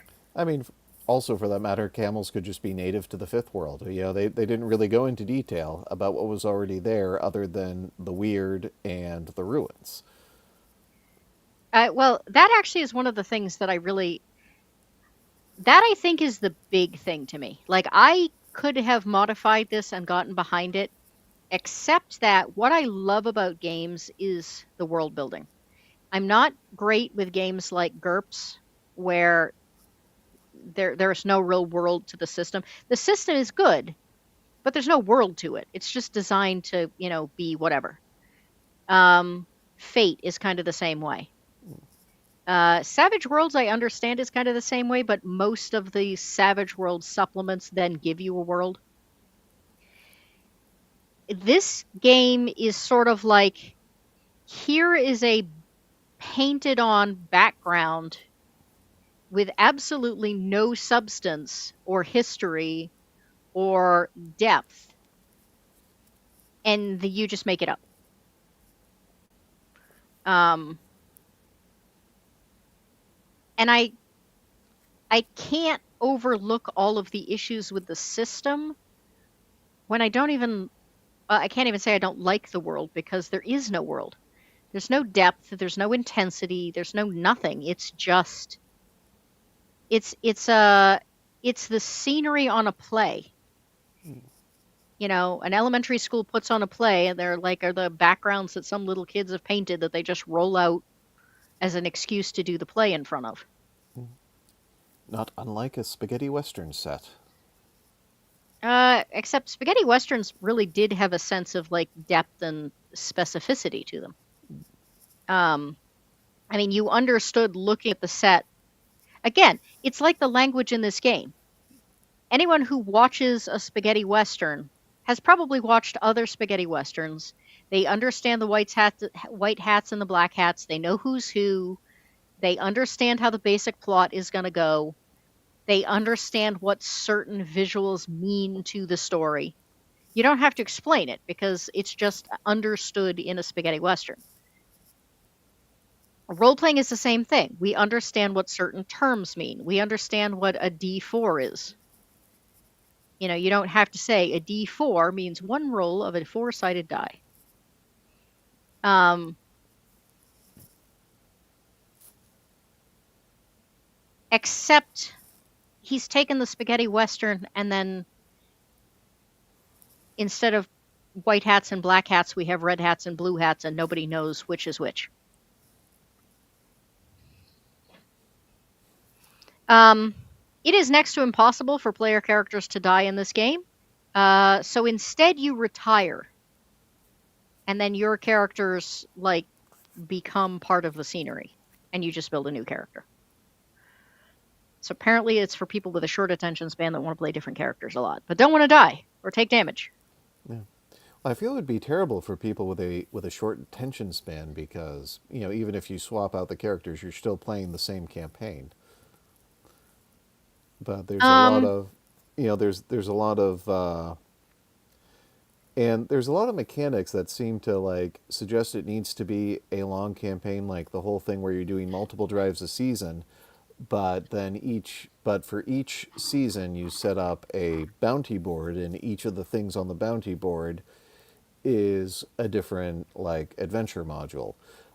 But all of them have timers, and within the pre-generated adventures, there's a consequence if you succeed it, if you fail it, or if you just never take it up.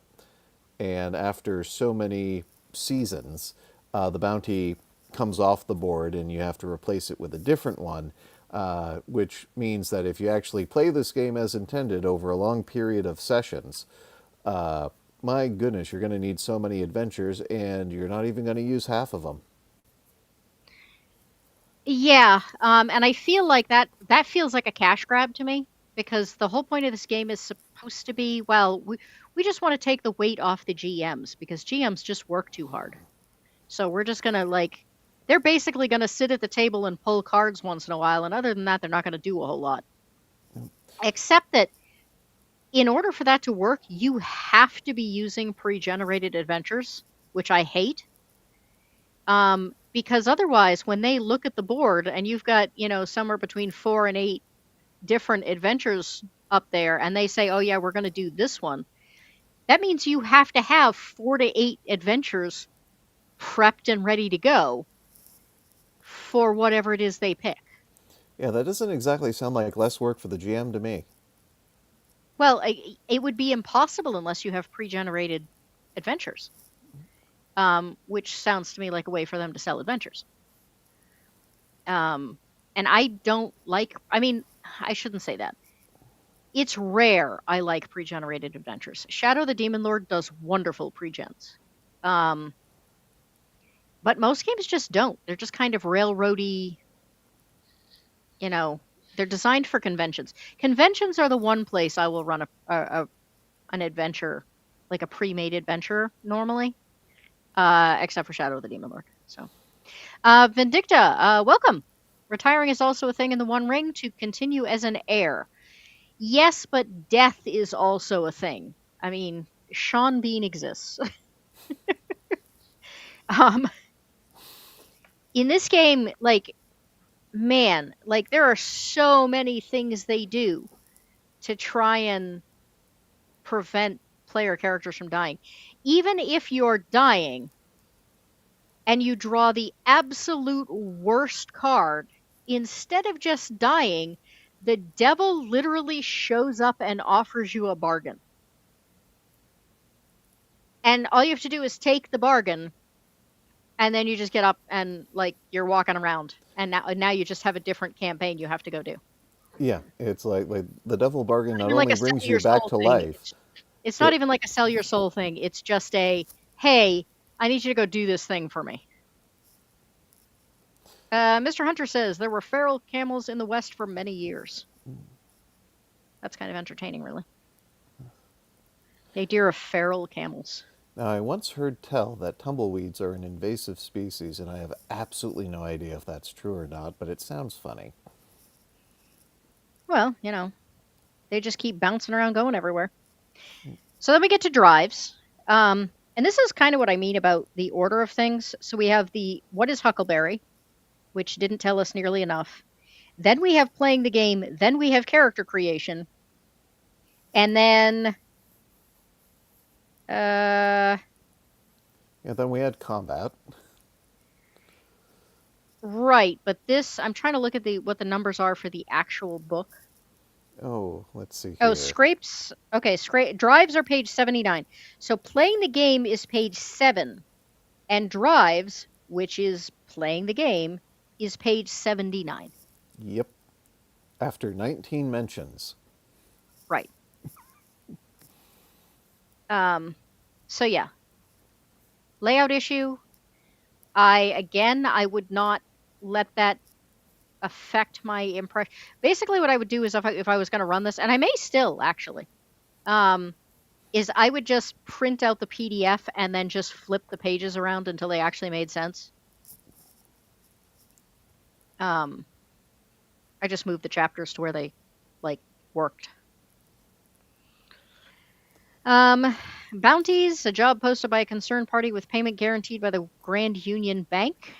Um, The evil Grand Union Bank, by the way. so So this is usually 3 to 6 chips per Maverick. So not only are you giving chips to poison the people of the town around you, they are giving you chips back in payment for. So yeah, there's the making change. Bounty lasts 1 or 2 stretches. I still don't understand how long a stretch is. Yeah, the Uh, stretch is defined as anywhere between 1 and a few weeks. well, but It's but then it's weird. the actual adventures will say expected X number of hours of gameplay. Oh yes. Well, But no, considering he well thinks you this can learn to play this game in 20 minutes, I mistrust the length of time they expect an adventure to take. yeah yeah the oh let's see here. So it's not just it's both the adventures and the pastimes that are measured in stretches, and even though stretches are uneven, there's an exact number of stretches to a season. Leads are clues and tips to locations that have been fully corrupted by the weird. I find it interesting that they say corrupted when the weird was here first, uh, and that appears to simply be an outsider's perception. These locations are often kivas. Kivas are labyrinth structures built by the predecessors. Have we heard anything about predecessors before this? They Other than no, it's other than there's occasionally signs of an old city. yeah. I don't remember where the allegedly extinct people who lived here beforehand were referred to specifically as the predecessors before this point. I feel like this is They the were at least first. alluded to, but not with that word. Yeah, they're alluded to, but I think this is the first time that there's like any sense that they actually matter to the current world. And we're only on page 58 of the uh, quick start rules. And I think much further into the. And I think that is the last reference to predecessors, unless it's in the GM section, maybe. Um, the other thing is Kivas are labyrinth structures built by the predecessors, people that first inhabited the fifth world but have long since disappeared. So this seems like a really major world building important thing. It gets one sentence in a section on leads. Um, and leads are still kind of vague. Calling it quits, running away. So skedaddling or calling it quits is basically the same thing. Yep. Except one is an individual fight and one is. Oh look, there's your aces and eights again. Yep. Wait a minute. Where were aces and eights last time? What page was that? Oh, that was. Well, I don't have the page numbers for the quick draw, just the rule book. But It it's was a been. while ago though, right? Yeah, it was in the ailments Yeah. category. So once again, kind of choppy in how things are put together. Yep. So I searched the rule book. Predecessors occurs only once in that leads description. Hmm. So not even in the GM section. Um, time. Time is apparently relative.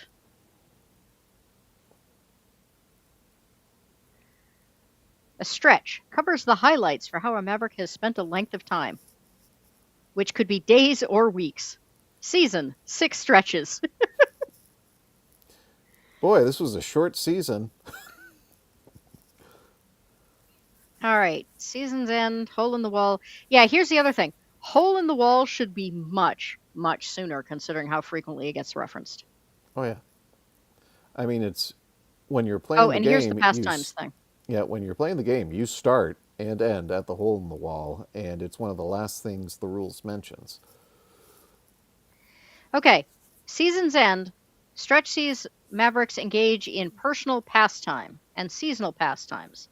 And then we have hole in the wall, and then we have pastimes, and then we have personal pastimes, where you can take that, 10-hour course to become a Sawbones. Or you can invest money with the evil banks. Learning. You can't increase a skill more than one time, which also seems crazy.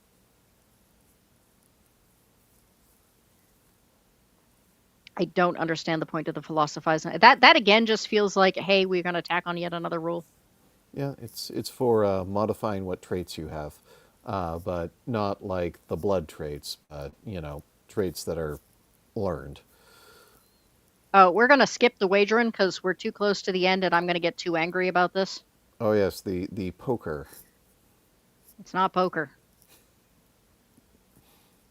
Literally, I played tougher games when I was like so small I couldn't hold the cards. Yeah, no, the weird has corrupted the poker.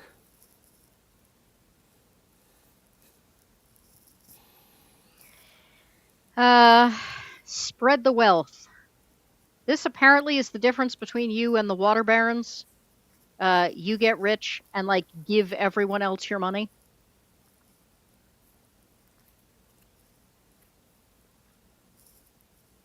And cleanse the weird, which they then proceed to tell you that you can't actually do.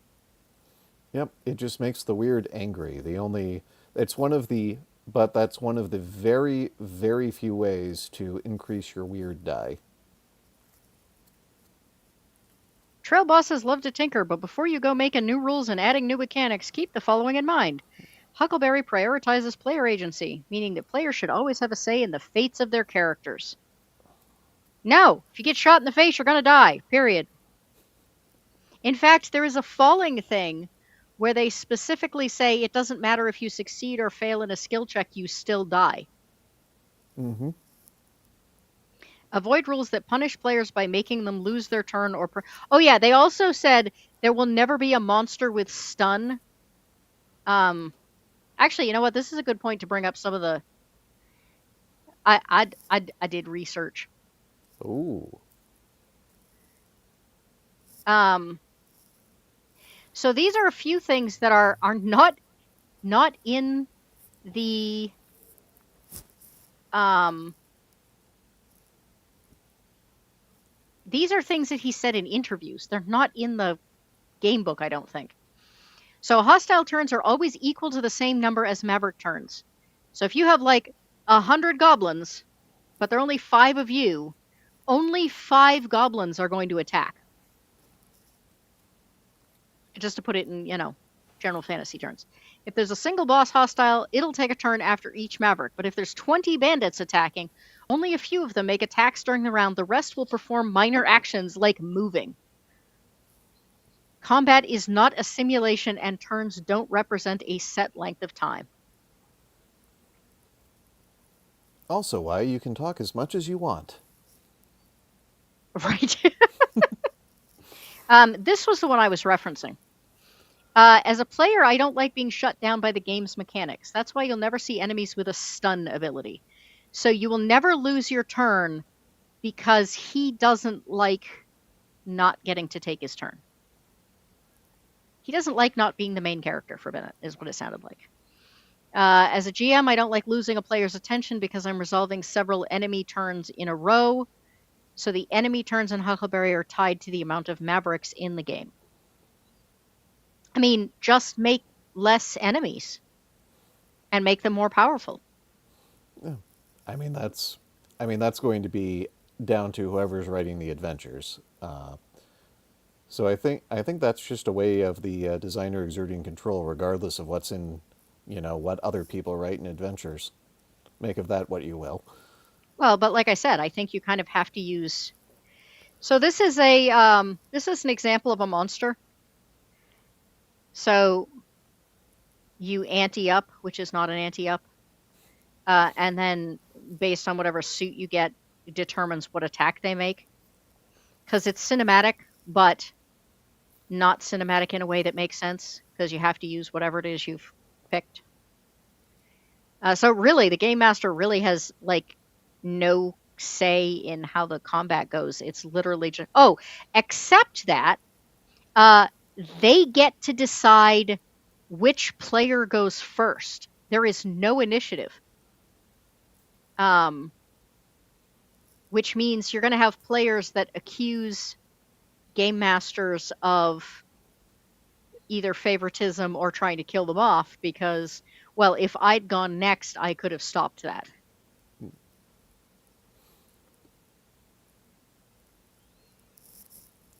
Hamster says, I can see how it can be frustrating, especially to prevent stun locking. Have a limit to so many times in a row someone can be stunned. So most monsters in other systems simply they can only use a stun ability once every X number of turns. Um, so, yeah. Yes, exactly. You brought me Chex Mix. You go first. I really could just see that being a problem. Um, Well, there are also other examples in the rule book. Another inconsistency. There's other examples in the rule book where it mentions, uh, there's one example where they mention that the player that incited a combat should take the first turn, but only on the first round, and the players must decide amongst themselves who takes all the other turns from there. Oh, does it? Because the only one I ever saw was the game master. So they did say the person who started the fight should go first, which totally makes sense. I like that. Um, and that's usually something I do in my own games. Um, but it then goes on to say that the GM is the one who picks who's going next in any round.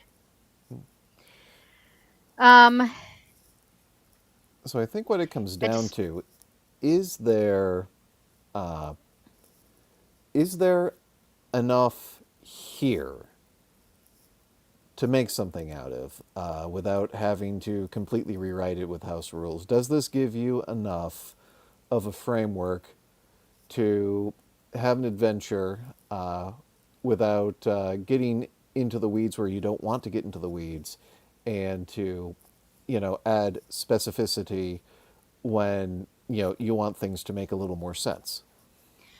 Well, when I first started reading this, I was like, okay, I'm kind of disappointed that this isn't what I thought it was. It's not a horror game. It's not an Old West game. Um, it's a theatrical. I don't even know what you'd call it. Um, oh, I forgot because it's not in the quick rules. There's also a rule that says every adventure must take place within a day Hmm. because trying to narrate long adventures to get to your next adventure is boring.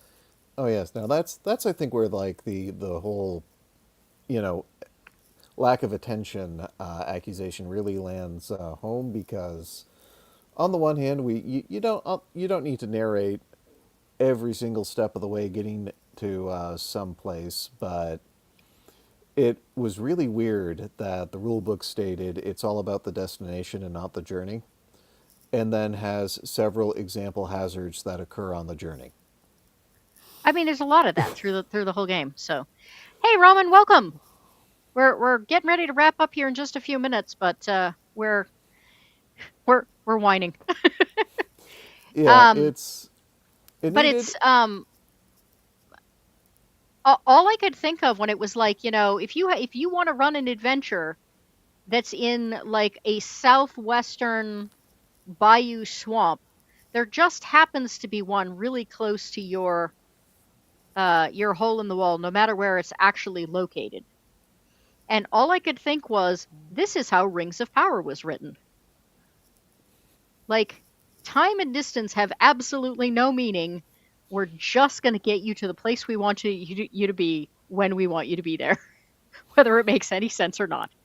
Yeah, and you know, I mean that much. It sounds weird, but Roman, it's a matter of this is not video games. This is tabletop gaming. you know, it's Um, just which I've tried to talk you into multiple times.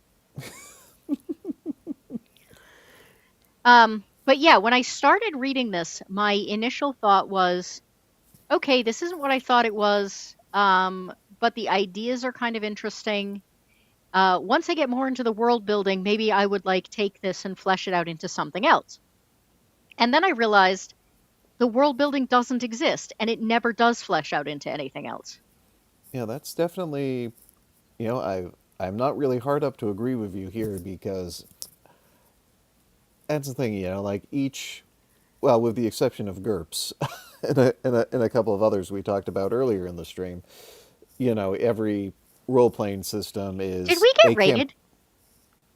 There are suddenly a whole lot more people in this chat. Well, it would be just like a raid to come right at the end. I mean, if so, that's awesome. And hello to everyone and thank you. And Jacob, welcome. Um, Yeah, like every like role playing game with a couple of noted exceptions. It's a campaign setting and it's a rule set, and if one or the other of these pieces, isn't quite your thing, you can adapt. You can take that rule set, apply it to a different setting, take that setting, apply a different rule set. Uh, to some just don't work together, but generally. And you see the setting here, there's not enough to it to there's pull it nothing out. to it. To there's it needs a lot more to bring new rules in to make it usable that Well, way. and And and the there's and the argument is we didn't put any more substance to this because we wanted the players to do it. So we want you to pay $20 for a game that we're then going to have you make up everything. Yeah, and I'm a huge fan of, in the context of an RPG, collaborative storytelling between the GM and the players, and just like growing that organically. Not to go back to last week's topic about preparation and what for, but it's still like you gotta have something to build from. It's like go make a house, but don't have any like planks or bricks or anything. Yeah. Matt, I am an editor, especially of novels and role playing games. So absolutely, like world building is again, if you get something like GURPS, that's a different story. But GURPS, there's a reason that GURPS was a one and only for a really long time. Um, and I want to say hello to another Jay, who I think is also a first time here. So welcome to the herd. Choose your goat form. Um, but what it really amounts to is yes, there's a little bit of Blades in the Dark. Yes, there's a little bit of there was another game. There's a little bit of Hellboy, and there was another game that got mentioned as being an inspiration. Um, but what it really amounts to is if I want a Wild West horror game, why would I not just buy Deadlands, which has been around longer and has more support, and is you're more likely to get players for, and is just better written. And I feel terrible because I wanted to, I really wanted to like this. My brother backed it for me for Christmas because I couldn't afford it. Um, so like that's my Christmas present from him.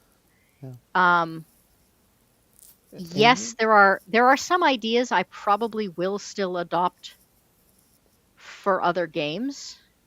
And I may try running this just to see.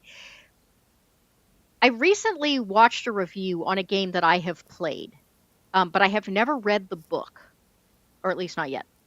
Um, and the person who did the review had read the book but never played the game. And the book apparently is not well set up and really has issues. But the game is amazing. I love the game. So I do want to at some point run this, and maybe it's just that the book layout is that bad. yeah, Um, at the end of the day, like all of these books are just reference books, and they have to make choices about the layout, whether it's character creation centric, whether it's action centric. I feel like this one doesn't do either of them, but that is a solvable problem. yeah. Um, like I said, I'm really hoping that I'm going to run it and discover that it's like this other indie game I'm talking about. That when you write a game for the first time, it's a reference novel. People want to write it as if it's like a novel, but it's not. It's a reference book. Um, and so people tend to not organize well because of that. Um, so it may be the way the book is structured. I still have hopes that I'm going to play this. It's going to play better than it looks, and that everybody's going to have a really good time. Um, I do love the idea of the blood traits. I love the idea of the traits, period. Um, I love the idea of, being an anthropomorphic undead goat walking around in a town full of regular people. I think that's hysterical. Yeah, I mean, you can But it is see. definitely it is definitely not a horror game. Yeah, It just can't be. yeah. I mean, you can see where there is potential for growth, for fleshing out, for you know this to you know grow into the shirt and become a really tight and focused and interesting system. But it needs to do that growing. And that may be what frustrates me so much is that there I can still see potential. Um, and it frustrates me that it didn't meet it the way I was really hoping it was going to. Um, I Oh, there is a GURPS Deadlands and a Savage Worlds Deadlands. So yeah, it is not only well supported, it's well supported by like three different companies. Um, Like I said, take the rule set and stick it into a different campaign. I have never played Deadlands. People had always spoken of it like it was kind of a campy, silly game. But I recently talked to somebody and they were like, no, actually, like you can play it as a campy, silly game, but there are actually some like real potentials for like real horror there too. It's just Um, like, it's similar to Paranoia. You can run it like this off the wall, player killing machine, or it can be this creepy X Files conspiracy. I mean, honestly, I don't know why anyone would run Paranoia as anything other than, you know, the goal is to see who can die in the funniest way possible. Oh yes, it is a spectacular setup for that. But I I the point stands. yeah, There are there is the systems with potential. range. Yeah, there's the potential. I run um dark games. I like to play silly, funny games. Paranoia may be the only game that equally falls in both categories.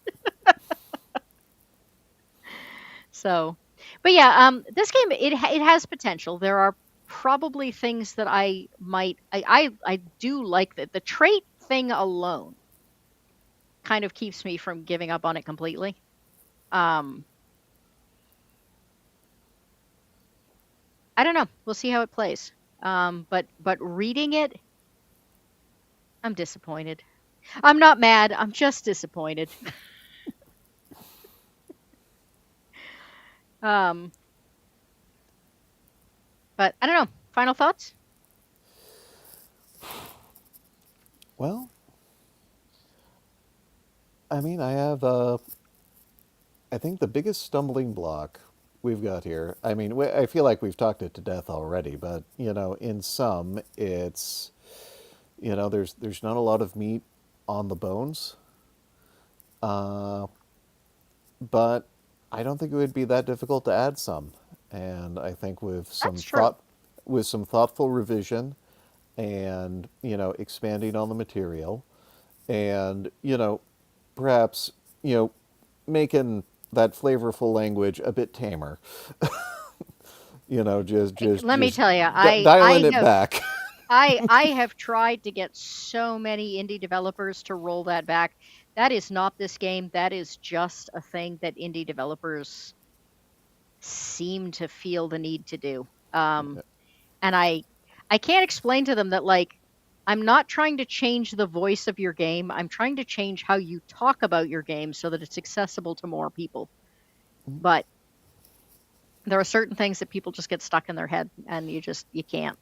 Yeah, it's really important that if you are the writer of the movie to not be the director, and if you're the director of the movie to not be the film editor. What are you talking about? It works so well for Zack Snyder. I don't know, and yeah, he's just following in the footsteps of George Lucas I mean, Rebel Moon? in more ways than one, I suppose. Yeah, no, I totally agree with you. If there were a second edition done where the world were fleshed out, absolutely. I'm not saying it wouldn't still have issues, um, but flesh it out some and put out a second edition, absolutely. This game could really have some something. And you can definitely save a horror theme from it by, in a future expansion, you have the choice between, being in the world for a while, like it's been, settled by the newcomers, explored a little. There's an idea of what's out there, how things work, and have a separate timing for the setting in which you just got there, you don't know anything. You're Well, out and except that you've the only real horror aspect is supposed to be that you cannot travel between worlds anymore. yeah. That you are trapped with all these monsters. Um, and if you add that kind of thing, then the people who were saying this is a Malifaux ripoff, that's gonna get like they're gonna get sued. uh, no way to just own it then. I don't think the Deadlands people are gonna sue them. The Malifaux people are still actively putting out a ton of information and are like, yeah, like the rift is the only thing really that separates them from Malifaux. Well, that's a hard spot to be in. Um, and I mean, I'm totally fine with them being stuck in the world. I'm totally fine with it not being a horror game. It just needs to be, it needs to stop trying to be everything to everyone and just being a thin layer of paint for everyone. Pick a team, add some meat. All right. That the horse beaten to death thoroughly enough. Oh, that depends. Which personality did we roll? You are not currently doing anything these days because of life being way too busy, correct? That's right. Well, I spent, I want to say 9 years writing and 5 years streaming for Damage Control blog. Uh, I'm kind of, I'm mostly retired from it all at the beginning of No, no, this no. past Taking a year. break. You're too young to retire. Well, I mean, You'll be back, honest. I'm not retiring from the things that actually make me money. But started grad school, so only so much time to go around. There is that. I complain bitterly about the fact that, they only allow us to have 24 hours in the day. Yeah, And we require sleep. it can be rough. I mean, you can try to cheat sleep, but the rent always comes due. Yeah, I said this morning I really if I could have one wish, it would be to have a pocket dimension where time passes like totally differently than here. So I could just like nip into it for 5 minutes, get 8 hours of sleep, come out and like, get stuff done. Be great. Yeah. So as far as the blog goes, it's still going strong with other writers and streamers, and they cover, it's more of a broader pop culture thing. They cover a lot of video games, music, TV, anime, movies. Uh, sometimes it gets a little political, but that's where their comfort level's at. Okay. So there are eclectic herd. There are 12 people, 13 people left in the chat. I said that my goal this year was to get new people to collaborate with that I had not done anything with. So I need everyone to go to the blog site, contact them, and say, the eclectic goat sent me here. You should totally go on her show sometime. I mean, I could just tell them, but no, viewer engagement, engage, engage. All right. Anything else that you would like to push, talk about, Uh, promote? Promote. That's the word I was looking for. oh no, it would be. I mean, promoting things I haven't been involved with would probably just come off as creepy. So we're just gonna leave it there. I mean, Eraserhead does it all the time. uh, yeah, he's just like, hey, this show is going on. I'm absolutely nothing to do with it, but it's a cool show. Go watch it. Usually B-sides. Yeah, everyone, go watch B-sides. Tell them that the eclectic goat sent you and that she wants to be back on the show sometime. Um, I stopped going on the show because the husband was having to get up at 4 o'clock in the morning, and B-sides runs until 2 in the morning, and that just was not working. So That sleep thing all over again. I see. yeah, see, if we just had a pocket dimension. Um, so as far as I am concerned, tomorrow I uh I have not actually had a chance to look at Original Sin yet. So I am definitely going to be streaming that sometime soon, but you might have to put up with me doing something different tomorrow because I don't even know how the keys work yet. I'm running on 2 hours of sleep and in a house where the warmest section of the house is 59 degrees. Um, so yeah, it's been kind of a rough day. So I might do this war of mine just for a couple hours tomorrow. Um, and then do uh Original Sin on Wednesday. The holiday is completely messing me up.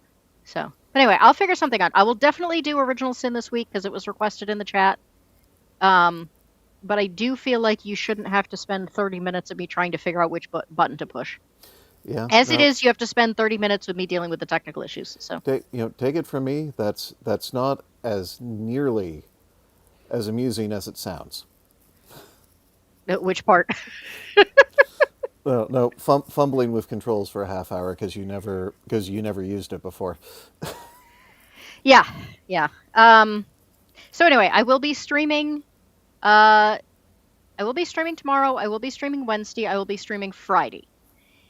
Thursday is up in the air. It's really going to depend on family requirements. I may end up streaming earlier. Um, I would like to say I'd be streaming later, but realistically, we're gonna be home ridiculously late. So Thursday is up in the air, but the rest of the week I will definitely get in at least a couple hours from 10 to noon Eastern Standard Time. And next week will also be a similarly weird schedule because of New Year's. Mainly because I always host New Year's Eve, and let's just say I don't want to get up early the next morning. Um, and then, of course, we are here on Mondays. So, all right. If I do not see people, please have an excellent holiday. Stay safe. Remember, dinner is not over when you are full. Dinner is over when you are disgusted with yourself. Um, and thank you very much to the chat. Thank you very much to Drew for being here.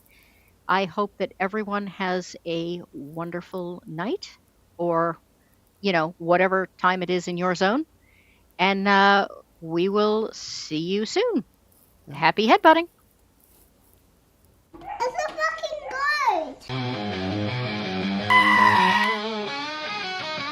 Eclectic goats got videos of indie authors and cinema love. A passion for the weird and the strange. She's snappily dressed and only slightly deranged. Come and meet the eclectic goat, lover of classics and whiskey notes, disciple of horror and the written word. Happy head hunting, come join the herd.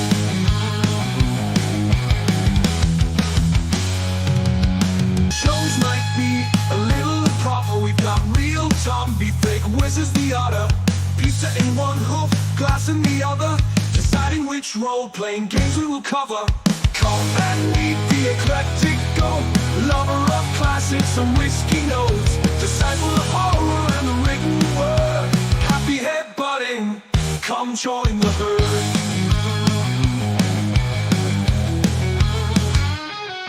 Got a thing for black and white screens, crappy horror with low budget scenes. Choose on the history, spits out the lore. Time for another whiskey pour.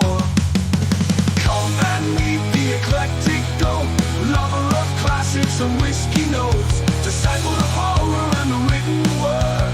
Happy head butting, come join the herd.